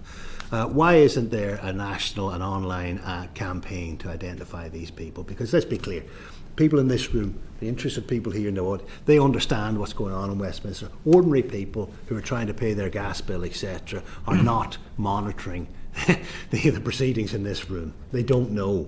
And so we need to find the ways necessary to reach out to these people, because it's a terrible burden to carry 4 years a wrongful conviction, as Mr. Byrne knows from the weeping people who met him earlier, to have their reputation in tatters and not be able to hold their head up high in public. Yeah, and I think just picking up on some of that, I was just wondering if you could give us some idea. You may not have the perfect figures, and I'm sure you can send those through, but if you could give us an idea, both yourself, David Enright and Dr. Neil Hudgell, on the proportion of the clients on the Horizon Convictions redress scheme that you think will take up the 600,000 fixed sum. Yeah, I can give you some statistics from the cohort of clients that we've got. It moves by the day, but in broad terms, we've had 160 exonerations, of which approximately 120, so 3/4, are taking the £600,000. Mm-hmm. Similar number. Yeah, similar number. So, and with us as well, we have a number in that scheme, and we've that aligns with our experience. Thank you. And then just taking that on one more point, do you think this is in line with the other overturned conviction schemes? And if it isn't, have you got any thoughts as to why not? It's higher. Mm-hmm. Again, I'm sort of dredging the back of my memory now, but of the 80 odd exonerees we had in the first phase, the number was below 50%. Mm-hmm. So it's much higher. I think some of the reasons behind that is people just want done, and have actually probably seen the experience and read the experience of people that have gone before. You heard Dowie. You know, I'm not getting into any of that nonsense for multiple years. I'll just take the 600 and I'll get on with my life. So I think there's quite a strong element of that involved. Yeah. Mm. I would just add to that I think we share a concern that people under this scheme may be more liable to take the fixed fee because they are frankly afraid. Thank you. That was going to be my next question, was whether fear played into it, because I think you touched on that earlier in some of what you were speaking to in terms of the pressure that people are under.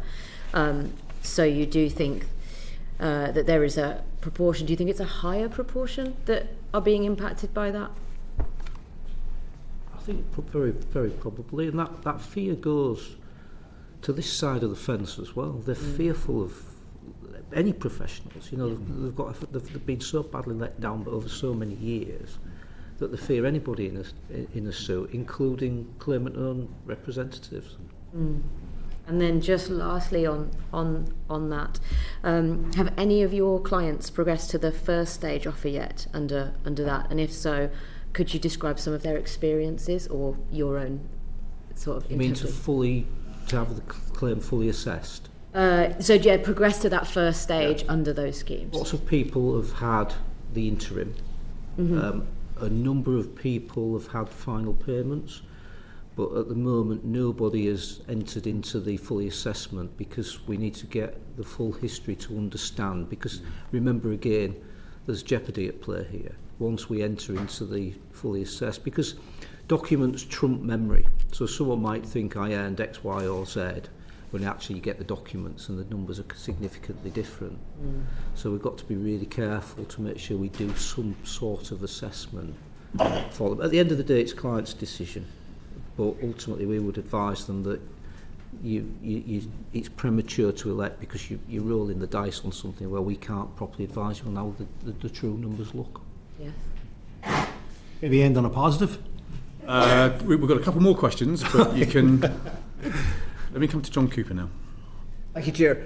Mr. Dowie Lewis told us very movingly about his experience, and he said that although he submitted his claim in August, it took his appearance here, perhaps coincidentally, perhaps not, to actually trigger money arriving. How common is it for your other clients? I mean, obviously not all here, but how common is it for other clients to have quite lengthy delays before they see any redress?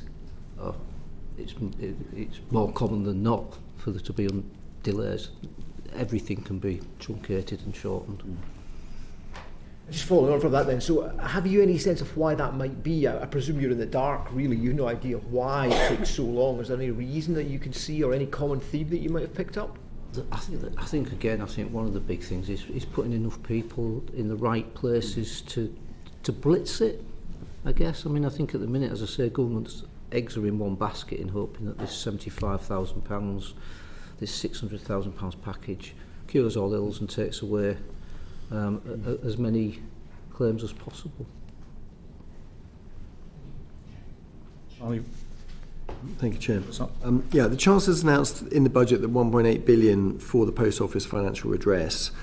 How do you think this money should be spent to ensure fast and fair redress? The back office needs to be, I'm making the same point repeatedly. The Post Office has spent £250 million of fees on legal costs. Now, that doesn't look like value for money to me. But I think it would be a false economy not to commit resource now to tooling up, to blitz through. I'm talking particularly about HSS, to blitz through what's there over the next 3 to 6 months, because, Chair, if you remember, you asked myself and James last time, how long are we going to be here? And we said up to a couple of years. And I'm now of the view at the moment within the HSS that that's optimistic. Really? Mm-hmm. How many years would you now estimate? Well, I'd have at least one. I'd say 3 years. At the current run rate. I think on GLO, in answer to the question as to spending the money, we've talked about increasing the level of offers. That's one way in which the money should be spent. We've talked about our views on significant increase in the deployment of Dentons, so that will cost money. But I believe there's a real opportunity there and a real need, incidentally. So I think if that doesn't happen, there's a very great risk of a large number of the GLO claims going to panel for a determination, which is not a means of resolution. It's a determination which will bring an end to the claim, but it might not be a satisfactory end for the postmaster. So there's a real risk that a large number of claims may go to panel unless there's an intervention, or the Denton's type intervention we talked about. Okay, and finally, do you have any, we're going to be meeting the Minister soon to discuss this, do you have any recommendations to them in the broad brush that haven't been covered already? I think I spoke to the Minister earlier actually about issues around the HSS.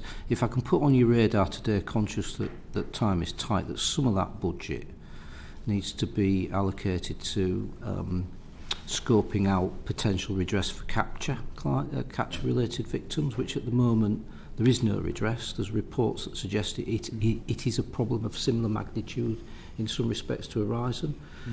Lessons need to be learned, so there's a proactive management of a process, not a reactive one, a proactive one. So it's a conversation in itself, but I'm just putting it on the table for you to have in your mind when maybe you do meet the Minister.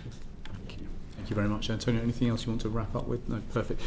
Thank you very much indeed. I mean, that has been some fairly horrifying evidence. I mean, you told us that if we were spending about £250 million on post office legal fees, and yet the time that you estimate it's going to take to resolve this matter at the current pace has just gone up by about a year.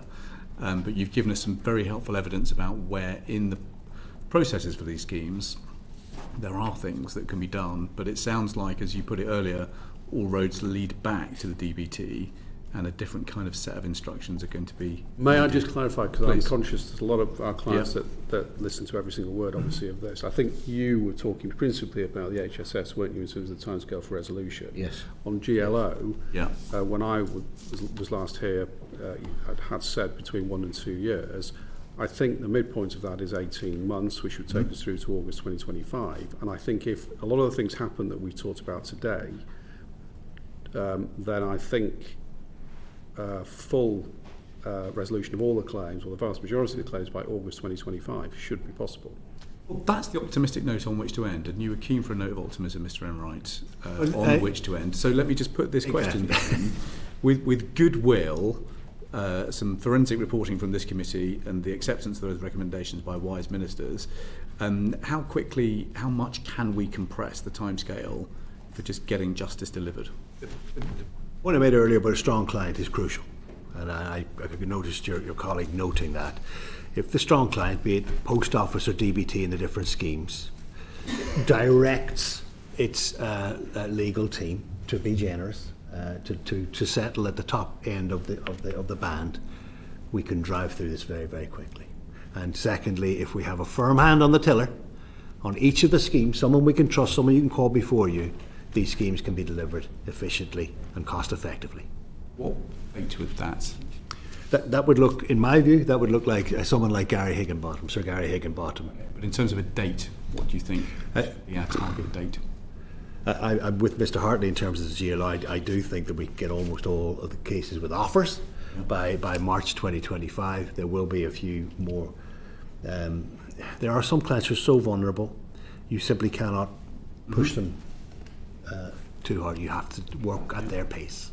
What's the kind of date we should be aiming for Horizon Shortfall Scheme? We should be aiming for considerably sooner. I mean, the difference, of course, is that there's still claims coming in, and there's no cut-off date, so it's a bit more difficult.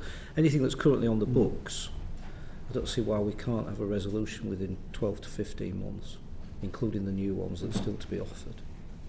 That's the note on which we shall end. Thank you very much indeed for sparing the time to come and give evidence to us today. The committee is hugely grateful to you. Thank you for the work that you're doing on behalf of the victims of the Horizon scandal. That concludes this panel. Order, order.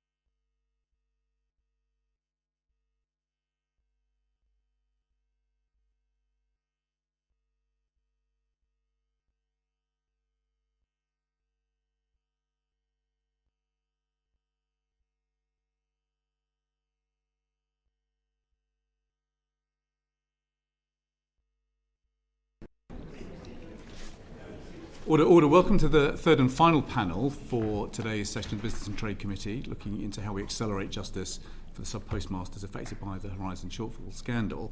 I'm really grateful to you, Sir Gary, for joining us. You have got a particular role in a particular scheme, but you've also got the experience to be able to see across the schemes, and we're hoping to draw on that experience today as we draw up as a committee recommendations for trying to make this scheme as a whole go a lot faster. But perhaps I could just kick off by asking you, why was it important to establish this independent panel to accelerate redress for claimants who had their convictions overturned? As you said, Chair, my role is in one scheme, and it's a fairly focused role in that scheme. And the scheme is very different from the other schemes. To begin with, it applies only to those claimants who've had convictions overturned by the courts, which, as you'll see from the draft report, which sets out the figures for the end of September, is 111. And because of the Act overturning the other schemes, and those claimants will go into a different scheme, that is now a closed cohort, I think. So we've got 111 claimants, and we will have no more. And the architecture of the scheme is different in that the panel comes in right at the last minute in terms of the scheme. So the scheme is 600,000 initial offer in full and final settlement of all claims. And if that isn't accepted, then a detailed pecuniary claim is submitted. There is a response from the Post Office. There are negotiations. And it's only in respect of heads of claim which are not agreed at that point that come to a panel for assessment. And that panel is the first independent input into the scheme. And I think it's particularly important in this scheme because this scheme is administered by the Post Office. And a lot of claimants, understandably, are wary of the Post Office involvement, and therefore one important role that the panel plays is to be independent of the Post Office, and thereby come up with an assessment of damages under a particular head that they can be confident is an independent assessment.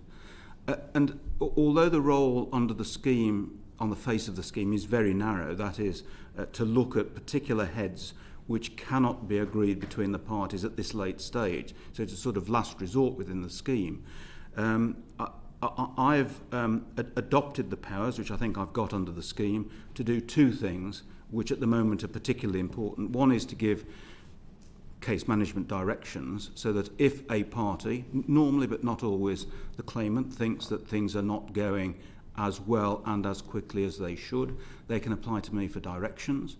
And secondly, and I haven't had an application, but I've indicated that I believe under the scheme I've got the power to do this.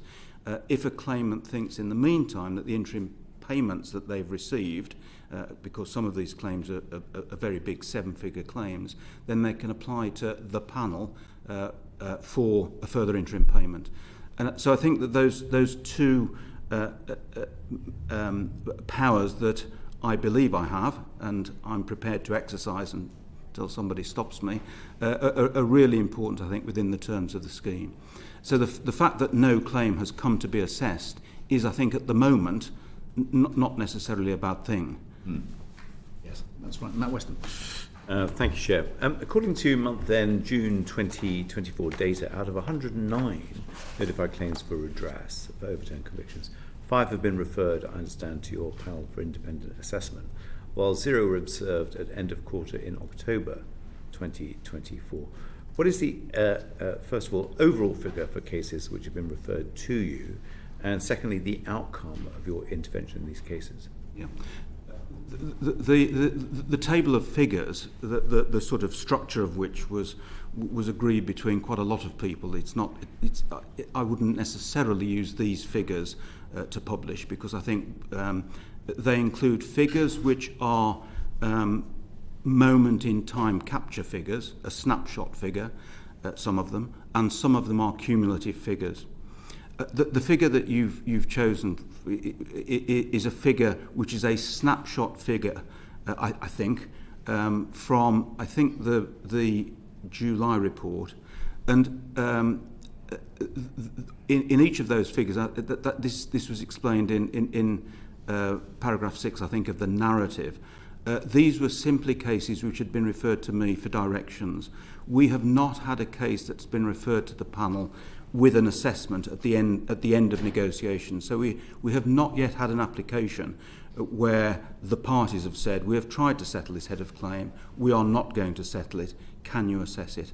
So in those 5 cases they asked for directions, I gave directions, and that figure is now, as you'll see from the second report, the draft report in October, that figure is now nil, because there is nothing now before the panel.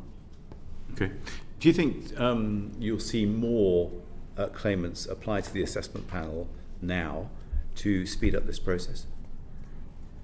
speed up the process for them. Just to identify in sort of a couple of sentences where I think we are with the cohort of claimants. There are 111 claimants in the cohort. That figure is not going to increase, we don't think. 60 of those claims have fully and finally settled. The precise numbers are in the recent table. The majority, the big majority, for the 600,000. A few for a figure above the 600,000. That leaves 51 claims to be dealt with. Of those, 8 have submitted detailed claims, which means that of this whole cohort, 43 claimants have not yet decided, or at least let everybody know what their decision is. They haven't decided whether to accept the £600,000 or make a full claim. And for a lot of claimants, that in itself is a difficult decision and requires often, probably always, legal and possibly accountancy advice. So that's not a straightforward decision, particularly given the psychological state of some of these claimants. So I think that what I'm trying to do is two things. One is to put those claimants into the earliest possible position to make an informed decision of whether to take the £600,000 or put in a fully particularised claim, and for those who decide the latter, to put in that claim. We will then have a smaller cohort of continuing claimants. Most, if not all of them, will have large future loss claims. Future loss claims have two characteristics. One is they are particularly challenging because they have to assess damages by comparing what has actually happened with the counterfactual of what would have happened but for the conviction. That at the best of times is a challenging task, for obvious reasons here, particularly challenging for the claimants and their representatives. So the first thing is to try and get all of the claimants into a position to make that informed decision, and then we can focus on the big challenging claims that are left and work out how best to deal with those. Unfortunately, for the purposes of dealing with them quickly, they will be future loss claims, and future loss claims are quintessentially fact-specific. What, as you'll see from the recent report, I propose to do is to try and identify, at my meeting with the parties later this month, some cases, 3 or 4 cases, or however many the claimant's representatives can identify, where future loss claims are frankly not going to be settled because the parties have some issues of principle and issues of money, amounts, which are not going to be compromised between them without some assistance, and then deal with those. The panel can then deal with those and hopefully do 2 things. One is to assess those cases on their individual facts, but also to give guidance on an anonymised basis that may assist other claimants with similar claims, both in this scheme and other schemes, particularly the new OC2 scheme, the Horizon Convictions Redress scheme, which are likely to have similar issues. Just very briefly.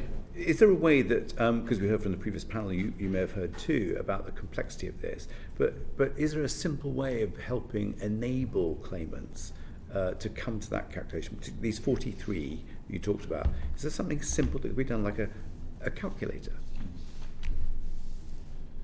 You know what I mean? No, I do, absolutely. And I wish there were, and there isn't, and there won't be. Because these future loss claims require the claimant to set out historically what actually happened to them. And for some of these claimants, that in itself is a traumatic exercise to relive the events.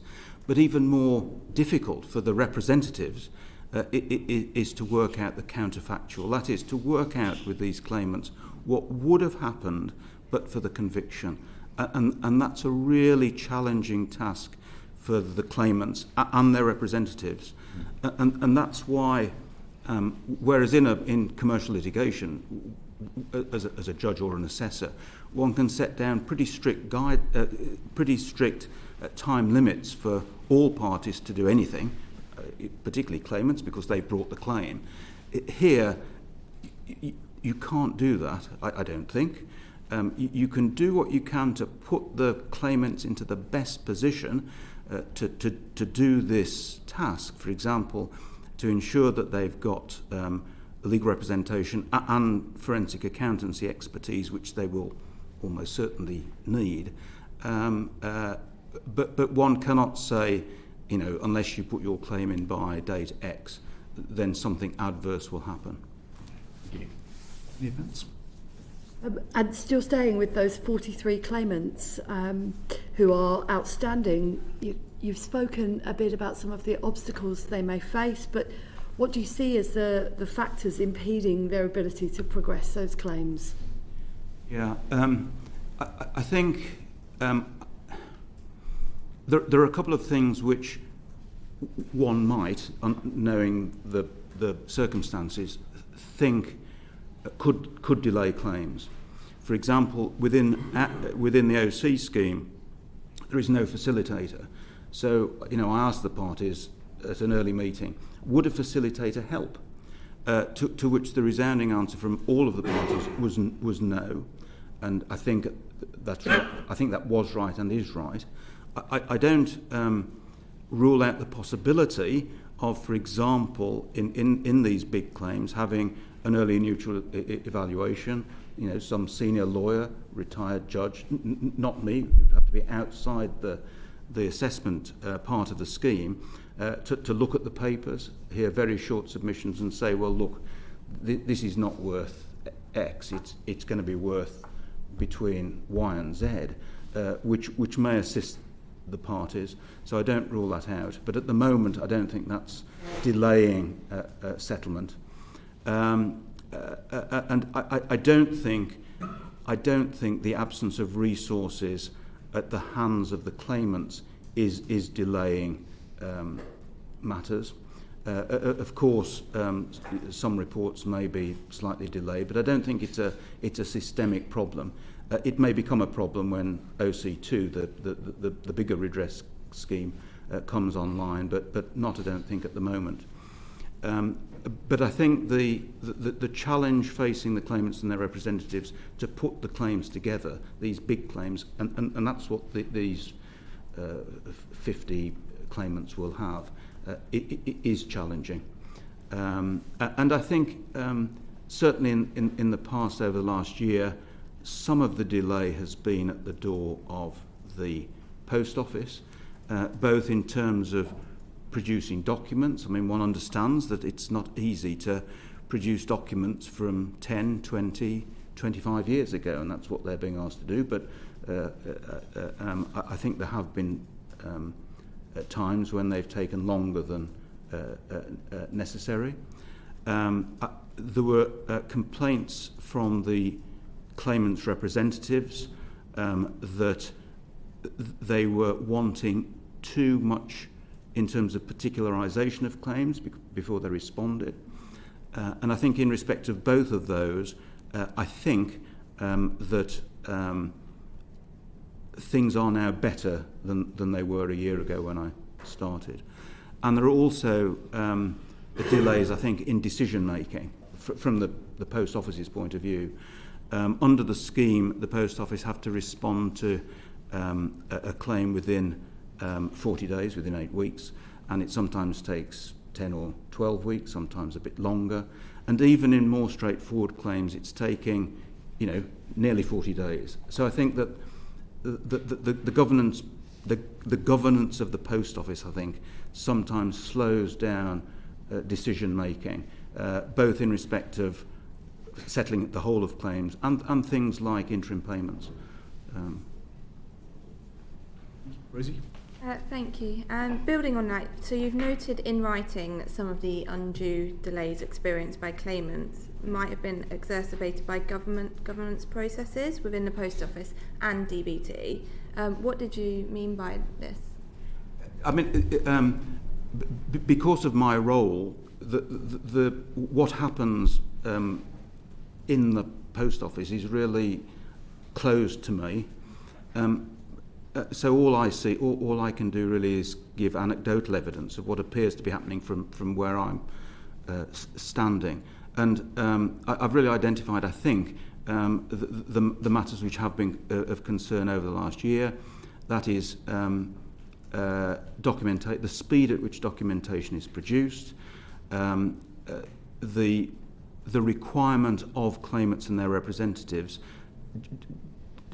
They ask too many questions to require them to particularise their claim in too much detail, which then you may have to do in court proceedings, but not necessarily in these assessment proceedings. And thirdly, some delays, I think, during the governance procedure. So when something goes off to them for decision, it just seems to take quite a long time to get through the post office governance procedure for a decision to come back. I mean, often that decision is positive, but I think there is scope for saving time there too.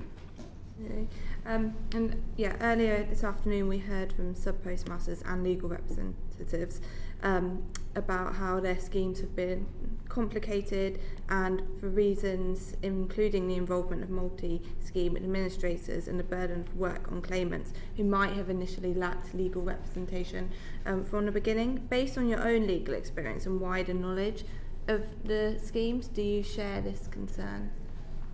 It's certainly a scheme, and it's certainly a concern, and it may be more of a concern in the other schemes where there are a lot more claimants. In the scheme in which I'm involved, and this is a generalisation which is not universally true, but all of the claimants have been prosecuted, convicted, and then had their convictions overturned by the court. So one can possibly expect quite a high general level of trauma for these particular postmasters compared with other postmasters in other schemes. And that's not saying that other postmasters in other schemes have not had very considerable trauma because they've been sued and been made bankrupt and all sorts of other terrible things. But there is a high level, I think, of trauma amongst these particular claimants. And I think in working out the best way of dealing with the claims, one has to bear that in mind at all points. So I'm very happy to put pressure on the post office to return with a response to an offer within 40 days, because there's usually no good reason why they shouldn't do that as a general rule. But with claimants, it's far more difficult, I think. Yeah. Chair, you mentioned in your October summary reports how you saw that as less complex cases were settled, you thought you were going to be left with obviously the more complex cases, and you mentioned about future loss claims earlier. Do you think that's something that will only be specific to the overturned convictions, or do you think it will actually affect any other schemes? And if so, are we going to see a build-up and a backlog of these higher value, more complex cases? I think the answer to your question is yes. I think that there's no reason to suppose, in respect of the new scheme, OC2 scheme, that the claimants will probably have a similar profile and similar issues will arise. So one can expect within that cohort to have big future loss claims. I mean, for various reasons, one might expect a bigger proportion of those claimants to accept the 600,000, but that may or may not turn out to be the case. But the issues, I think, will generally be the same. And in respect of the other schemes about which I know less about the claimant cohort, I'm sure that as a matter of logic, they too will have claimants with, for example, future loss claims, and they will be left as a rump of their particular cohorts. And that's why for the hearing, which I hope is going to be early next year, of the claims within the OC scheme, which the panel, I hope, will look at future loss, I really want to get as much value out of that hearing as possible, and for as many categories of people and representatives to buy into that hearing. So what I'd propose to do is certainly to ask representatives with claimants in the other schemes whether they want to make submissions, whether there's anything we can, whether there are any aspects of these issues which are peculiar to their scheme, so that we get the most out of these hearings, so that the guidance is as helpful as it can be. Chair. Do you think anything should change in the current design of any of the schemes to ensure faster and fairer redress? I can't really speak of the other schemes because I don't know enough about the GLO scheme and the HSS scheme. In terms of the OC scheme, and as I say, similar issues are likely to occur in the OC2 scheme, I think that I have to be very sensitive to what may happen in the future, and as I say, we've ruled out the possibility of we've ruled out the advantages of a facilitator in our scheme because we have a small number of cases and we're going to be left with a smaller number of challenging cases. But I certainly don't rule out things like early neutral evaluation in particular claims if that's a way that might break through in that claim and result in a settlement. I think generally speaking, and I've done a number of things in the OC scheme to try and moderate this. For obvious reasons, where the administrator of the scheme is the post office as opposed to the DBT, there are clearly trust issues with the claimants and sometimes the claimants' representatives, certainly with a proportion of the claimants. So I think it's very important that we, or certainly I, within the OC scheme, maintain both independence and confidence in all of the parties, but particularly not just the claimants' representatives, but the claimants. The claimants have to believe that they are going to get fair compensation through the system, including the assessment. Thank you very much. Just the last question that I have is just an observation, really. I mean, you said at the beginning that your role appears to be having a positive influence on the way that the system as a whole is working. And I think one of the things that you're able to encourage is just a bringing of sides together to try and make progress in settling pecuniary losses.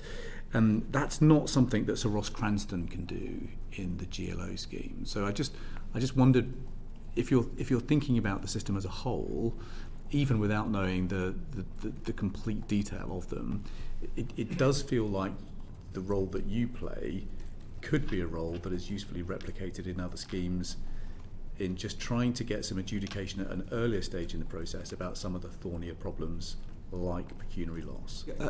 Possibly that's right. I mean, the only powers I have under the OC scheme are soft power. I mean, really soft powers. I can't actually order anybody to do anything. But I mean, for example, and probably the best example is the 450,000 interim payment, which I recommended because I thought if as part of the scheme, claimants are offered 600,000 in full and final settlement, 163,000 by way of interim payment at the beginning of when they make their claim, was really an inappropriately small proportion of that figure when they come to make a fully particularised claim. So I recommended 450,000 as an interim payment at that stage, and that was accepted. The soft power I had being, I think, supported by the advisory committee helpfully. In terms of bringing parties together, I have meetings with the parties' representatives on a regular basis. I've got one next week. They can put anything they want onto the agenda, and we just look for ways in which progress may be made, either as a cohort or in individual cases, although in that the individual cases are confidential in that particular forum. But sometimes we can identify, or I can identify, cases which I think would be helped by having a meeting between me and, on the one hand, and either both parties, or sometimes just the claimants, with the Post Office's knowledge and acquiescence, just to see whether there's, what do the claimants think are holding up their particular individual claims, and sometimes we can do something about that. And I've got a meeting with one of the claimant representatives again later this month to do exactly that. Which means we might need a bit more of that. Gary, thank you very much indeed for your evidence. That concludes this panel. It is only left for me to provide the breaking news to members of the committee that the Prime Minister has now responded to the letter from Sir Alan Bates. So we look forward to receiving that and considering it. That concludes this session. Order, order.